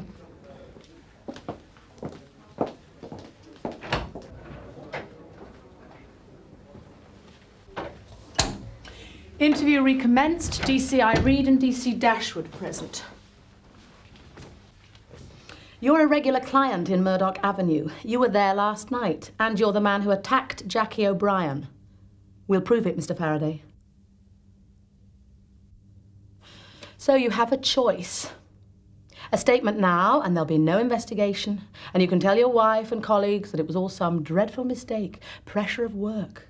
You might even come out of it with a bit of sympathy.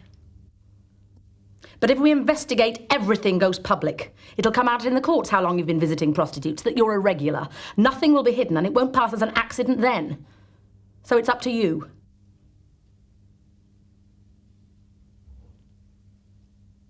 You've got a ragbag of circumstantial evidence which could apply to any one of 1,000,000 men. Typical, eh? All I'm mighty in court and at night is out curb crawling. Except maybe you just got a grudge to pay off for Jimmy. I couldn't wait to see him go. I thought Jimmy looked after you. Okay, Ted. You can't stand it if some toffee-nosed judge is out of order and someone like me, a Tom, could be the victim. That's what you mean. No, I don't. Yes, you do. Don't worry. You'll get what's coming to him. But not through me. What do you mean? It's Jackie. Something she told me a few days ago. Poor cow. So, if you'll just sign the seal, sir. This whole farce has been an outrageous abuse of police powers. And you can keep one copy. We'll obviously be informing the CPS and awaiting their decision on the case. In the meantime, you are released. Can I have a word, ma'am? It's about Jackie O'Brien. Certainly. If you'll just bear with me a little longer, Mr. Faraday. Of course, you'd never get a conviction on such circumstantial evidence. You know that, don't you? And has that influenced your statement, sir? Not at all. Just talking facts, officer, as a barrister. Yes, of course. So if I can just get my things. Mike, if you could inform the custody sergeant that Mr. Faraday's free to leave, perhaps you could arrange for a taxi to collect him. Certainly. Just a minute, Mr. Faraday. I hardly think there's anything left to be said, Inspector. If you'd just like to sit down a moment, please.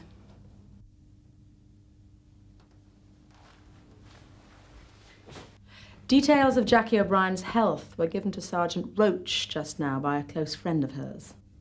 Indeed. She's out of immediate danger, but will have to undergo further tests. Her injuries were extensive. Which has nothing to do with me. Maybe, maybe not. However, I feel I ought to inform you, if only for the sake of your wife. Jackie O'Brien was diagnosed as HIV positive. Obviously, this only affects clients of hers. However, I feel you should be aware of the wider ramifications of the case. Thank you. So if you'd like to collect your property, you're free to leave.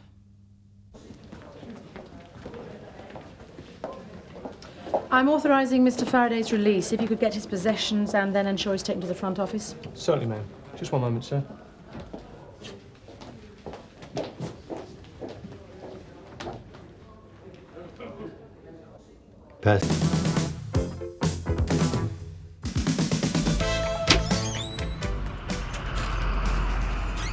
We're with you in a moment. Oh, that's right, mate. Got all the time in the world.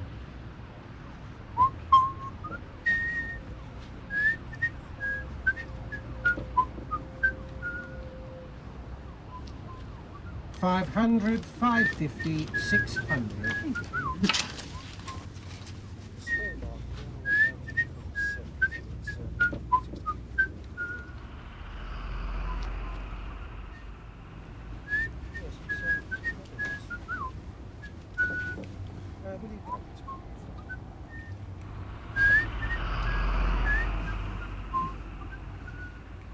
Never know when your number's up, do you?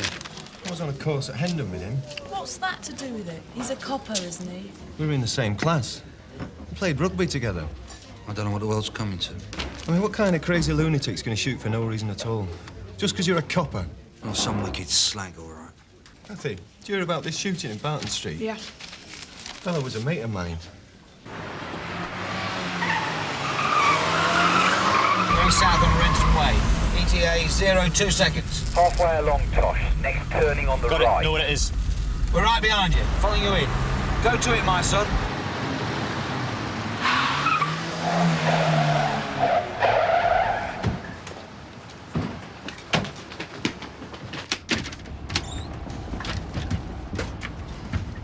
Mr. Marsden? Yes. You said a robbery. I said I thought I was going to be robbed. Who are all these people? Right, find out who are witnesses, get the rest out of you. Come on, mate. Folks. Come on. Well, I think you better take a look at this.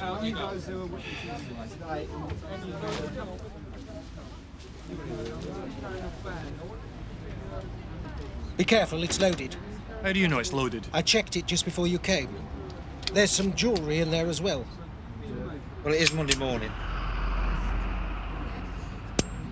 Nasty business. Yeah, very nasty. Married, isn't he? Wife, 2 kids. Yes, dreadful business.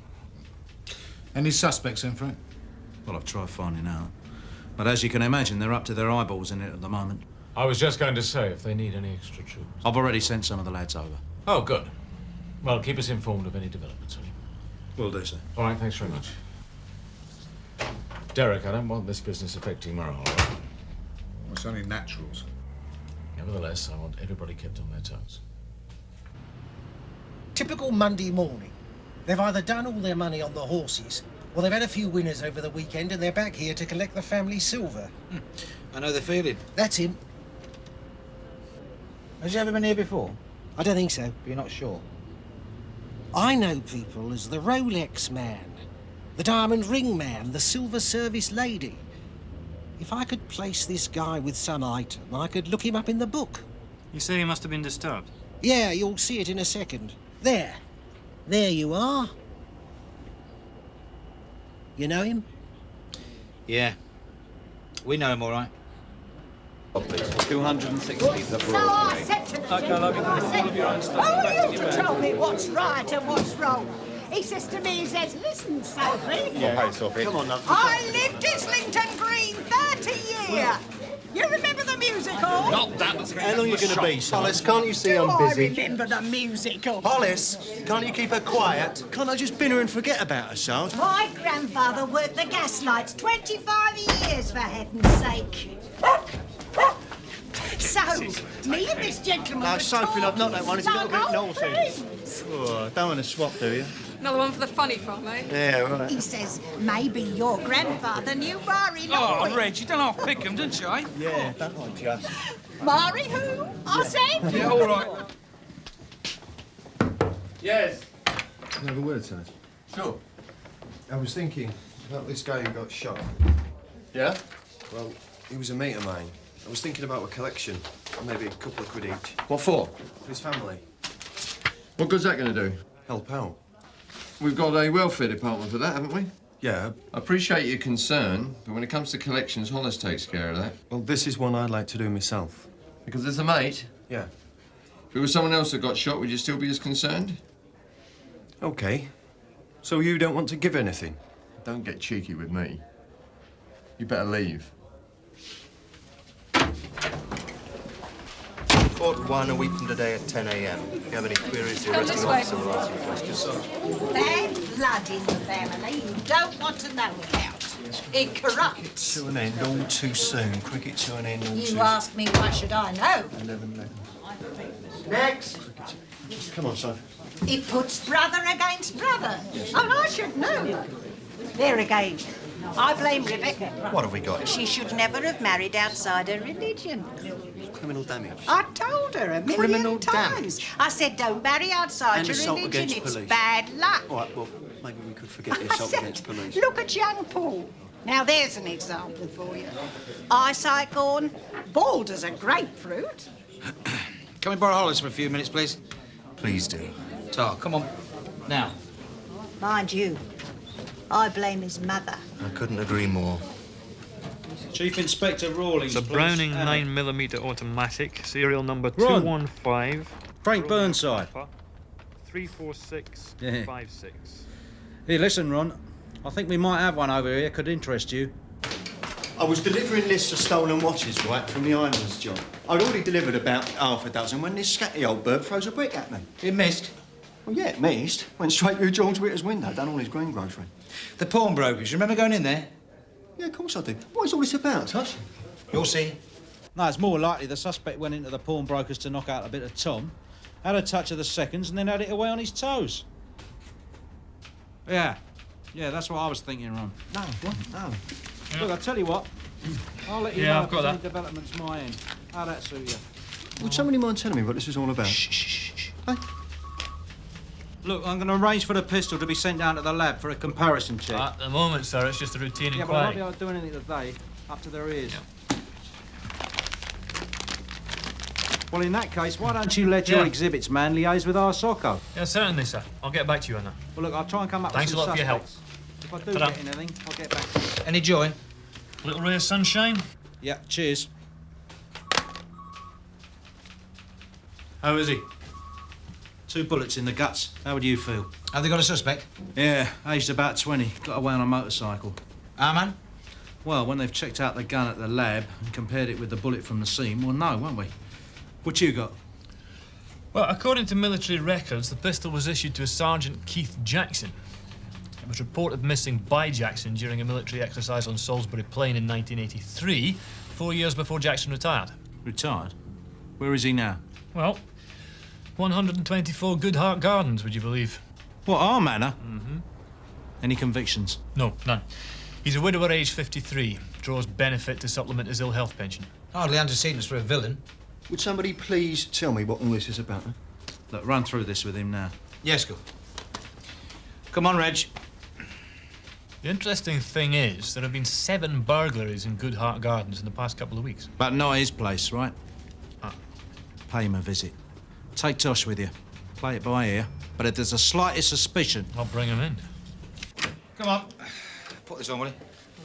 Cheers. You can have your wicked way with me, are you, or something like that? But you should be so lucky. Now, come here. Now, Reg, I want you to sit down here and make yourself comfortable. There's a good boy. What are we going to see, Dirty Harry? You, my friend, are going to help us solve a crime. Ah, that's the pawnbroker, isn't it? Full marks. Yeah, well, I was in there this morning. Now, just watch the screen and tell us what you see. Hey, that's me, right? Star quality. You'd have had star quality, all right, if that geezer would have turned around and pumped some into you. What do you mean? Is there something you're in telling me? Did you notice that geezer in the motorcycle gear? What geezer in the motorcycle gear? Is there really any point in me going over it again? Think carefully. When you went into the shop, who did you see? There was a guy with a Rolex, and there was a woman with a clock. I remember both of them. Well, you would, wouldn't you? Anybody else? No. Not the fella in the motorcycle gear and the Ray-Bans. What fella in the motorcycle gear and the Ray-Bans? Oh, for heaven's sake, Hollis. You're a police officer meant to be trained to observe. You must have seen it. Would you think it might help if you told me what all this is about? He had a loaded gun on him. We think he was about to commit a robbery until you disturbed him. You're kidding. If it helps to remember, you may have been a hair's breadth away from being gunned down by the very same fella who shot the copper on Barton Street Manor last night. Think about it.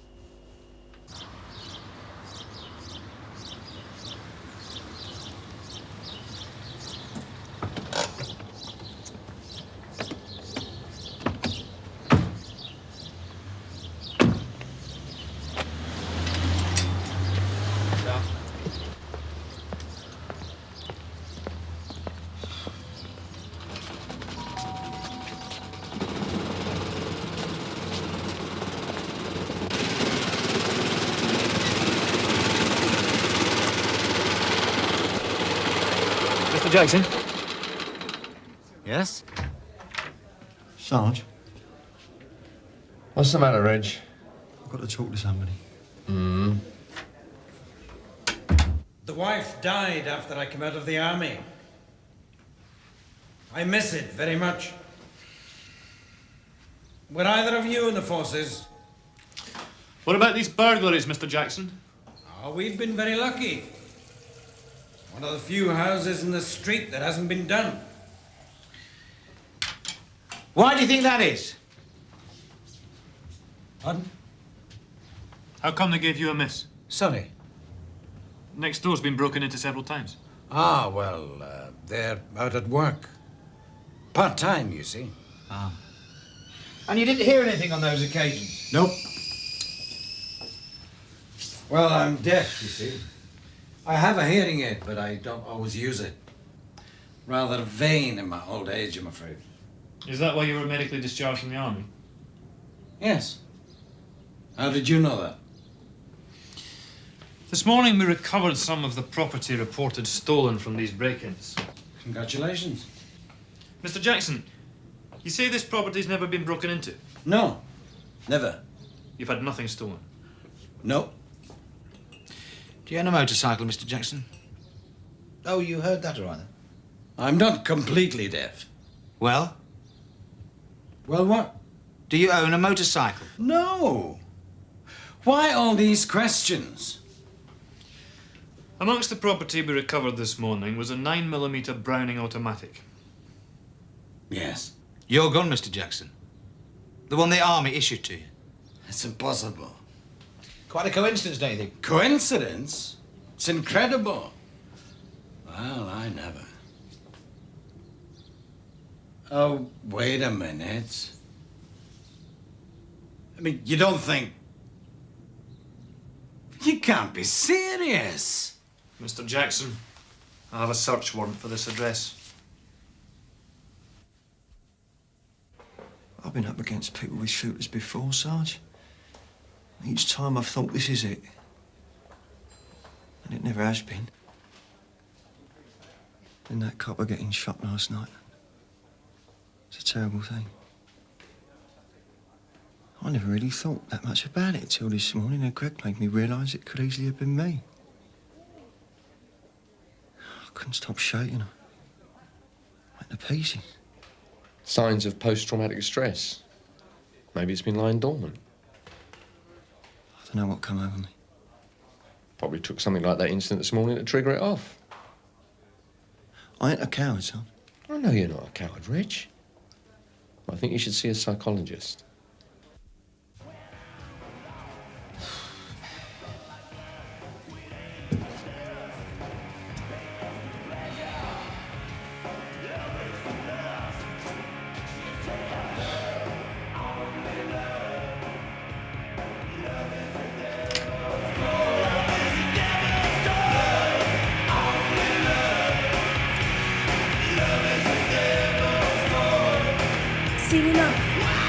Find anything. He's not a villain, Gov. He doesn't have to be a villain, does he? Look, Gov, Jackson's not our man. He's not a killer. He was in the army. They teach you to kill in the army, don't they? Jackson would help if he could. He's that kind of guy, you know, Mr. Joe Public. What about his daughter? University dropout. She's too lazy to squeeze toothpaste out of a tube. Right. This is what you do. You go back there, you take the gun, and you question him again. And if he doesn't come up with the right answers, you drag him in here. You'll get nowhere that way, not with this man. Oh, yeah? We'll see what kind of soldier he is when he's had a couple of hours in the interview room. Right. Hey! I've been looking for you two. Oh, yeah? I'm making a collection for me mate who got shot. It's soon, isn't it? It's never too soon, Cat. How much you got so far? About a tenner. I would have got more, only a certain sergeant was reluctant to put his hand in his pocket. Look who's talking. I can remember the last couple of times you were asked to put your hand in your pocket. Yeah, that's right. You did a movie, didn't you? Yeah, well, I was skint. Oh. I hope this isn't conscience money on your part. What do you mean by that? Well, it's a bit out of character, isn't it? I don't believe this. That fella could die. We're talking family here, Quinnan. Yeah, OK, I'm only joking. Anyway, why isn't Hollis doing it? Oh, he's not feeling too good. Touch of food poison. Maybe we should have a collection for him as well. Yeah, very funny. Will you give or not? Yep, look, there you go. Couple of quid. Listen, just for a moment, listen. Is this your gun? Yes. Yes. Right, now, I want the truth. I've told you the truth. You have not told me the truth. It's too much of a coincidence that this gun was reported stolen on Salisbury Plain in 1983. I'm telling you the truth. And then turns up half a mile from your doorstep. Listen to me, Mr. Jackson. This PC pops into a transport cafe on his way home for some facts, right? The owner of the cafe's having a barney with some geezer dressed in motorcycle gear.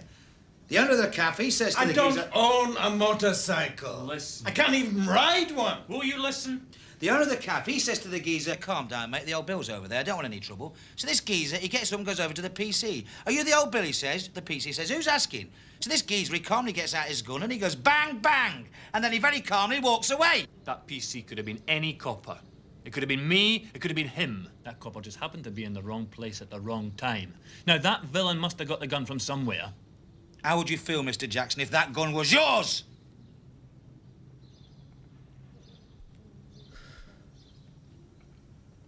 I'm sorry.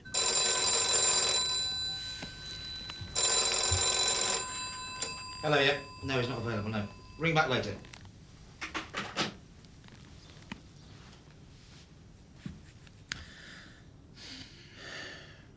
My battalion was on exercise. Salisbury Plain. Everything went wrong for us. An observer described it as a disaster. I took advantage of the confusion, hid the gun, and reported it missing. Later, I smuggled it home and kept it hidden under my pillow. I realize now it was a silly thing to do. A silly thing to do? The house was broken into. No. Then how come it was found where it was?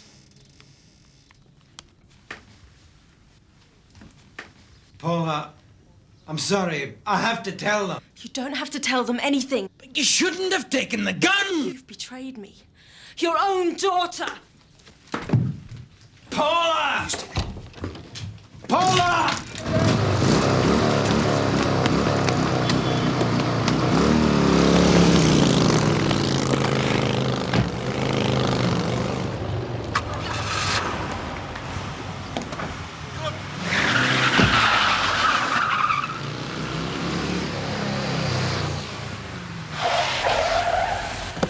You silly cow! Forget it, we've got no chance now. Did you get the number? Yeah, I got the number. Well? Hollis suffering from post-traumatic stress. I think you should see a psychologist. Are you sure he's not trying to work a quick one? Now, this is the kind of thing that used to be ignored in the past, but we can't brush it under the carpet like we used to. No, I'm not saying we should. Where is he now? I sent him home. Well, I better place him sick. I think that'd be a mistake. Other officers would start to ask questions and maybe come up with the wrong conclusions. Well, there's nothing to be ashamed of. A discreet appointment with the force's psychologist, that's all that's needed. Just needs to talk to a professional, that's all. He's going to be all right. The motorcycle is a Harley-Davidson Sportster 1200. Hey, Sarge, Hell's Angel, eh? It's the Sunhill chapter. Registered to Follow me. Yes, Martin Sarge. Tetchley, 37 Crampton Way. If he knows we got his number, he's not going to go home, is he? Got to start somewhere.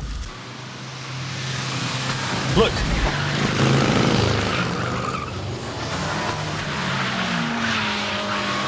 Let's go. All units in vicinity.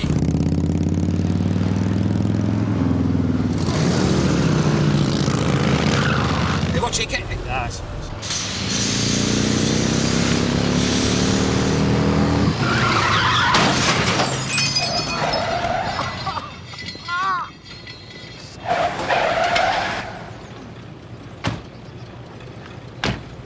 Don't move. Stay where you are.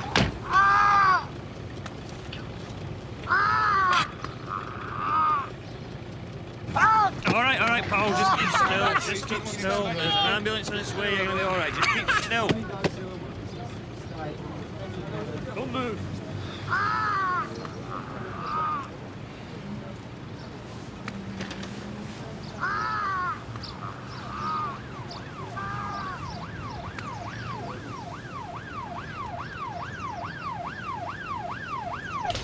Has he said anything? No, but they're definitely the two that have been doing the burglaries. Does he know she's dead? Yep. What, no remorse? Not a flicker. That is one cold, calculating git. How'd he get the scar? When he killed the old lady on the crossing? Shouldn't have got in the way, should she?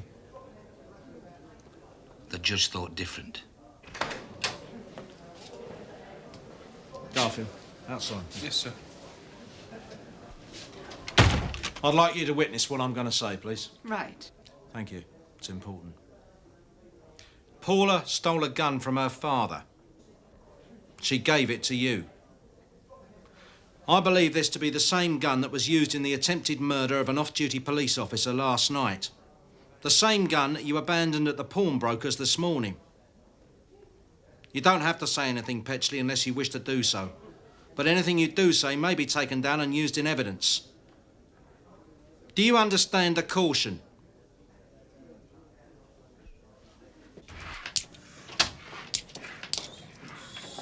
What are you doing here? I thought you went off sick.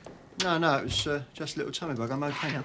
What are you up to? I'm just making a collection for the copper who got shot last night. Yeah, well, do you mind? What's up? Well, this is my job. Okay.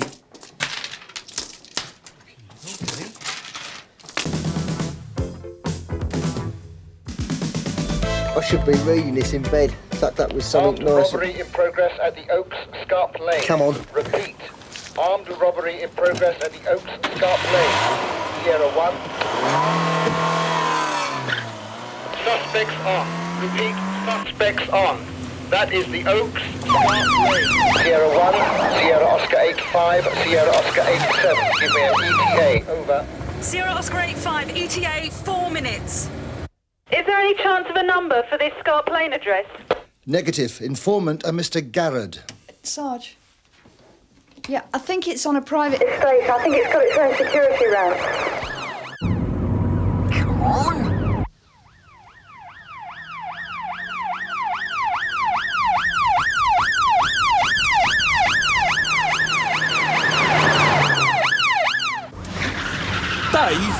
Keep your hair on. Sierra Oscar to Sierra 1. Can you give me your ETA? Sierra 1, ETA 1 minute.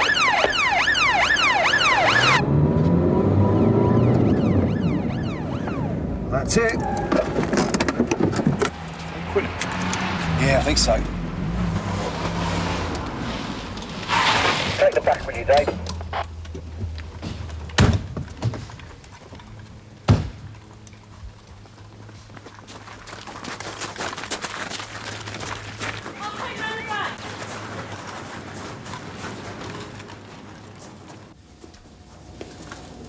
I'm going to knock on the door now.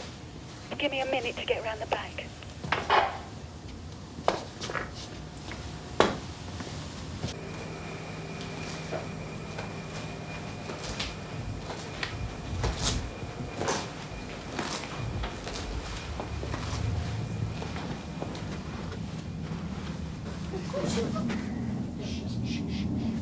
What's going on, Dave?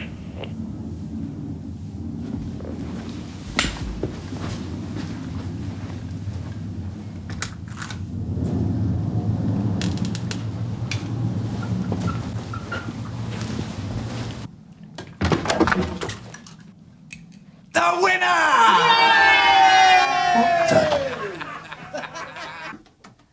Is the noise going on at the moment, Mrs. Copley? It was a Right, wind-up, yes, I sir. appreciate that. A bunch of blokes taking bets on how long it would take us to get there. You're joking? All half cut, of course, all-night party. I mean, is there And Mr. somebody there Garrett made the call to. Sir, And is Garrett there? We think so. someone to see you at the front desk, sir. Right. I want Garrett nicked, and I want him back here. Quinnan's dealing with it, sir. Goodbye, Mrs. Copley. Yeah, all right, sir. Are you Mr. Garrett? Yeah, of course I am. Have a drink. Oh, mate. Garrett's the name. Coincidence, isn't it? Barry, got one on the main set, mate. Suspects on. As soon as possible. Good luck, Dave. Thanks. I am Carl. Dave. Oh, look, it's Big Ears. Just shut it, OK? You tell him, Noddy. Dave, I'll sort it out, OK? Police brutality.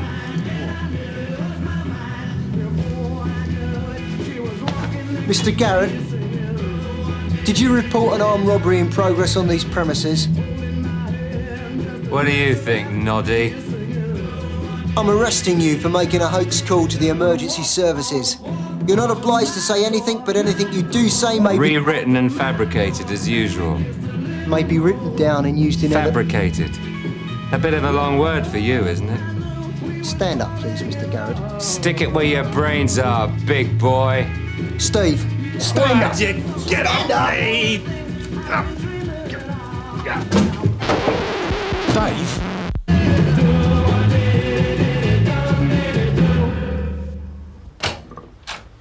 Sorry to keep you waiting, Mr. Lodge.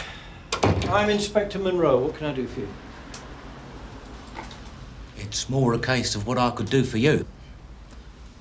I've got something interesting outside my cafe, haven't I? What precisely? Ah, well, that's the point, innit? What's it worth? Well, let's see the colour of your money first. You're a bunch of zombies, aren't you? A pair of staring eyes with nothing behind them. Shut it! Come on, in you get. Come on. Get your head down. Move, fellas. I'll take Get your hands off me.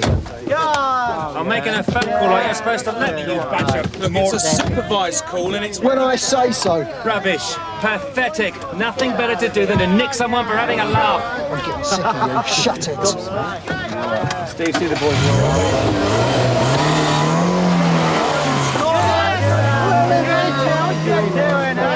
I've told you, Mr. Lodge, I'm not in a position to register informants on a Sunday, and I'm not in the habit of being blackmailed either. Well, that's nuts, isn't it? I'll come in here to help you out and you won't pull a stroke in return. It's your duty as a citizen to report a crime if you think one is being committed. Any reward will be considered afterwards. But why should I? I thought I'd just explain that, Mr. Lodge. You must think I've fallen out of a Christmas cracker. I'll see you out, Mr. Lodge.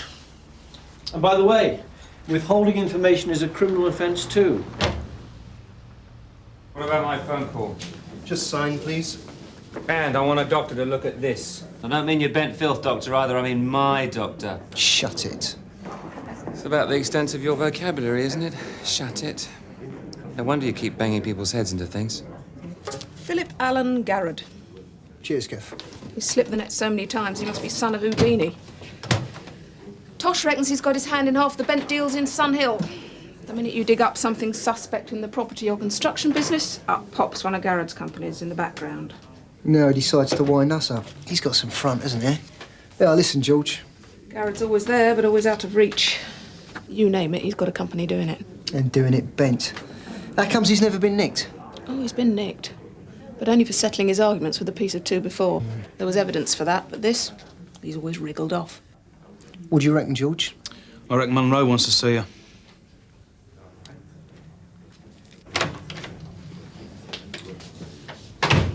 What happened? Garrod's only trying to bring a case of assault against me. What did Munro say? Oh, that he'd give me his full support, the usual rubbish. Wasn't he pissed off? Huh? Why should he be? Garrod was resisting arrest. He stumbled and fell. End of story. The court might not see it that way. Thanks. I mean, I don't believe this. He decides to take the mick and then he wants to prosecute us for arresting him. Prosecute you? The whole thing's crazy. Yeah, but it's evidence, isn't it? Kath Marshall said we never had enough evidence to nick Garrod on, didn't she? John. But in your case, the evidence came leaking out of Garrod's head in front of 6 witnesses. You're such a comfort, George. Right, so Mrs. Copley first. Noise complaint, St Stephen's Gardens. Is it really?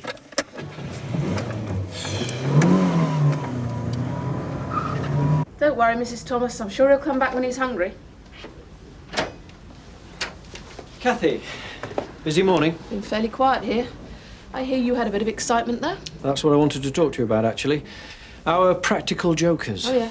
I understand you know something about Mr. Garrod. Well, only what Tosh told me. And I pulled his card out for Dave Quinnan just now. Yes, he's the reason I'm asking. Garrod is planning to bring a private prosecution for assault against Quinnan. Oh, that's ridiculous. That's what I told Garrod's solicitor when he tried to coerce me into dropping the charges against his client. He what? He wanted to come to some arrangement. Call it quits. Cheeky. Yes. I'd like as much info on him as possible, Kathy, when you have a moment. Garrod's got the makings of an uncomfortably good case of assault against Quinnan, and I'd like to have all the ammunition I can in case it comes to it. Such as? Well, Garrod's got a history of violence, hasn't he? That'll do for a start. I'm not having an officer like Quinnan get himself in trouble over a piece of slime like Garrod. Yes, Mrs. Copley, I'm sure an officer will be there any minute. Is that noise complaint again? Yeah, it's the third time this morning. The noise stopped 7 hours ago. Funny. I'd have expected Quinnan to be there by now. I'm not lying if they call us up. I'm not asking you to. We're on our way to our next call, aren't we? No. Look, it's legit. They've been drinking. The cars are parked outside. Stands to... We're in business. I reckon that's our lucky winner for this morning. Get the number. Yeah, I've got it. Golf 452, Yankee Lima. They're ready for the A11, aren't they? Foxtrot? Foxtrot. Where are you going? Come off. Oh, Dave.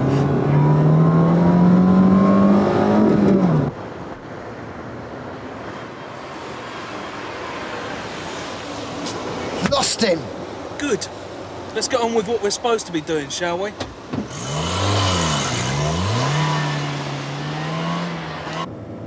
The trouble with you, George, is that you don't like sticking your neck out. Oh, yeah? Yeah. Sticking our noses in what villains do is supposed to be our job. Not something to be avoided just because somebody's made a complaint against us. Looks more like a personal vendetta from where I'm sitting. There. There, look.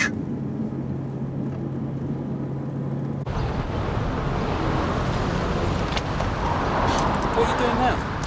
Going to take a closer look. What about the drink driving? What about calling in the BMW, eh? You call it in. Sierra Oscar from 218, receiving over.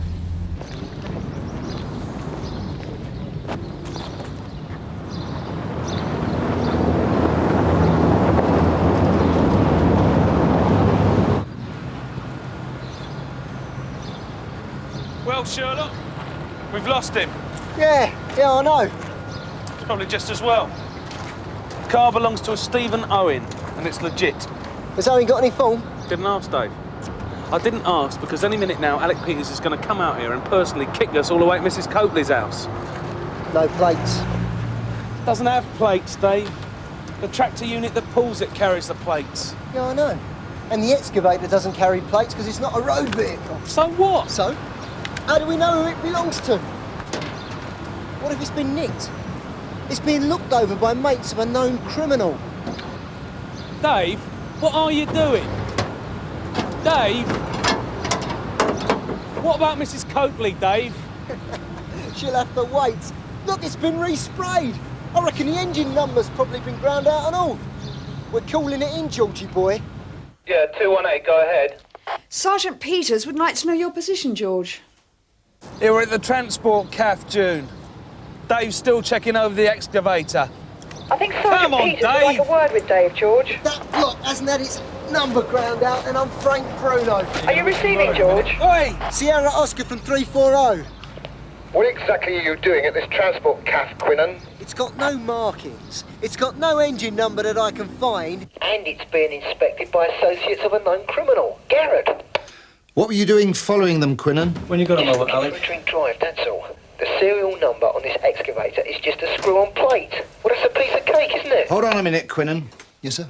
What's Quinnen up to? Reckons he's found a dodgy earth mover, sir, in a transport cafe car park. Seems he was following these. Where did you say? A transport cafe car park. Let me speak to him. 340 from Sierra Oscar. 340, go ahead, sir. This transport CAF you're at, Quinnen. What's the name of it? The Star Diner, sir. Right, Quinnen. Get yourselves in the Panda out of sight. Repeat, get out of sight and keep your eyes on that earth mover. That fellow Lodge tried to sell me some information this morning. Sir? About something outside his transport CAF, the Star Diner. See if you can find out where Lodge lives, Alec, and get him to open up for us. Yes, June? Owen's got forms, sir. Theft, handling. Owen? Yeah, the owner of the car that Quillen followed to the car park. Yeah, Quinnen followed some of our practical jokers from this morning, sir. Looking for a drink drive, I think. I see. But he turned up this. And so he could have a chance of nailing one of Garrett's cronies at the very least. That's right, sir. I'll speak to Quinnen later. I've got Lodge, sir. 1348 Bedford Avenue.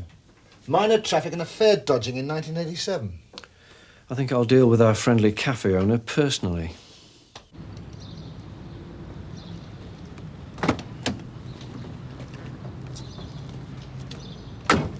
Good morning, Mr. Lodge. Oh. I'd like a word, please. Yes, Well, I know they're open. I'm sure the insurance company would consider a reward, Mr. Lodge. Given my recommendation, of course. It's going to be best if you walk the rest of the way, Mr. Lodge. You should find one of my officers in hiding somewhere. Eh? Oh, don't worry. He'll make himself known to you. Oh.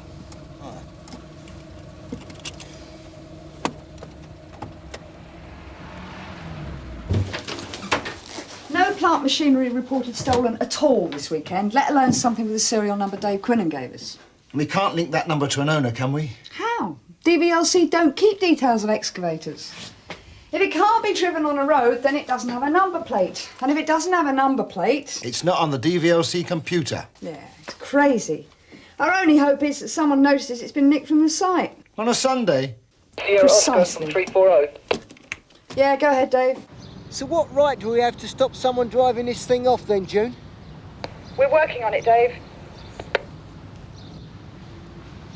Is Lodge a walking dustbin with the brain of a cuttlefish? Hello? Affirmative. Anybody there? I think he's just arrived. Owen's house is empty, sir. Not a sign of him. Right. I'll be in my office if you need me, Alec. Sierra Oscar from 340. Yeah, go ahead, Dave. Yeah, I'm in position, June. If that's the right word for it. Where are you? Don't ask.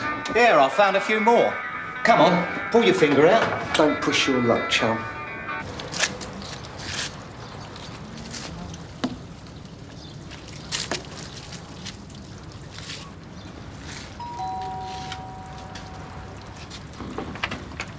About blasted time. Oh, it's Mrs. Coakley, is it?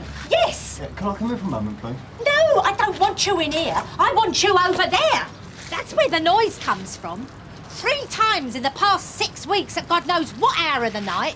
Music and the bang, bang, bang of some infernal machine. Get over there and sort them out. Yeah, well, strictly speaking, madam, it is a matter for the environmental health officer. Yeah, I've had a thought. What about Jeff Birch. He does plant hire and his garden centre's open on a Sunday. You might have a bit of info. 2 good ideas in one day. You'll be applying for sergeant next. No, the keys are always left on them, so coat of paint, change the serial numbers, and Bob's your uncle. Somebody's lost 65 grand's worth of machinery. Yeah, but where do they go? In the auctions sometimes, but usually it's straight on the ferry with a dodgy T-form. Oh, David, put these out for me, would you? No, I've lost a 8-wheel tipper myself. 35 grand. Why can't they just put some sort of coded lock on them or an alarm? You wouldn't leave a 65 grand roller line around like that, would you? No.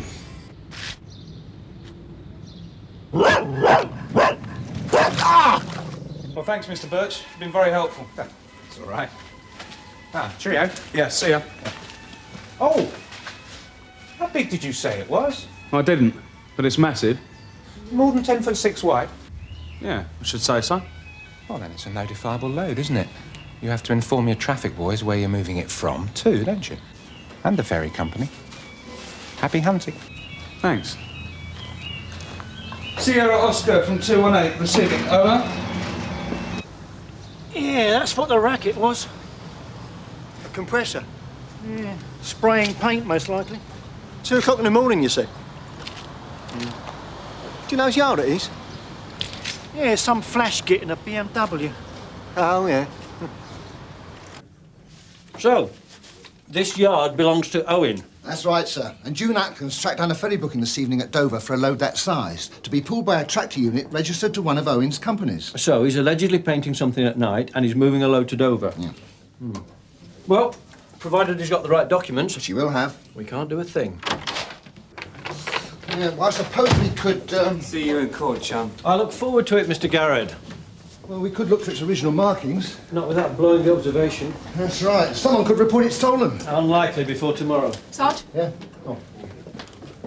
Index number Delta 364 Lima Romeo Delta. He's backing it up now.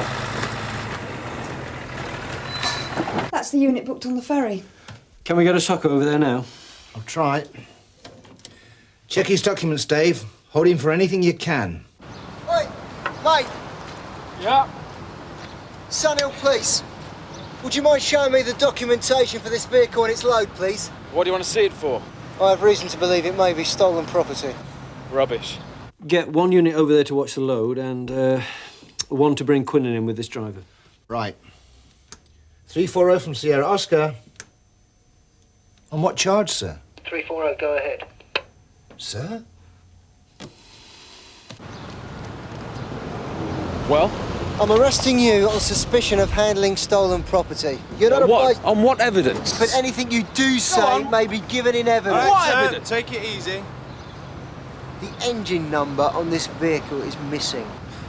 What engine number? Come in. Ah, Quinnen.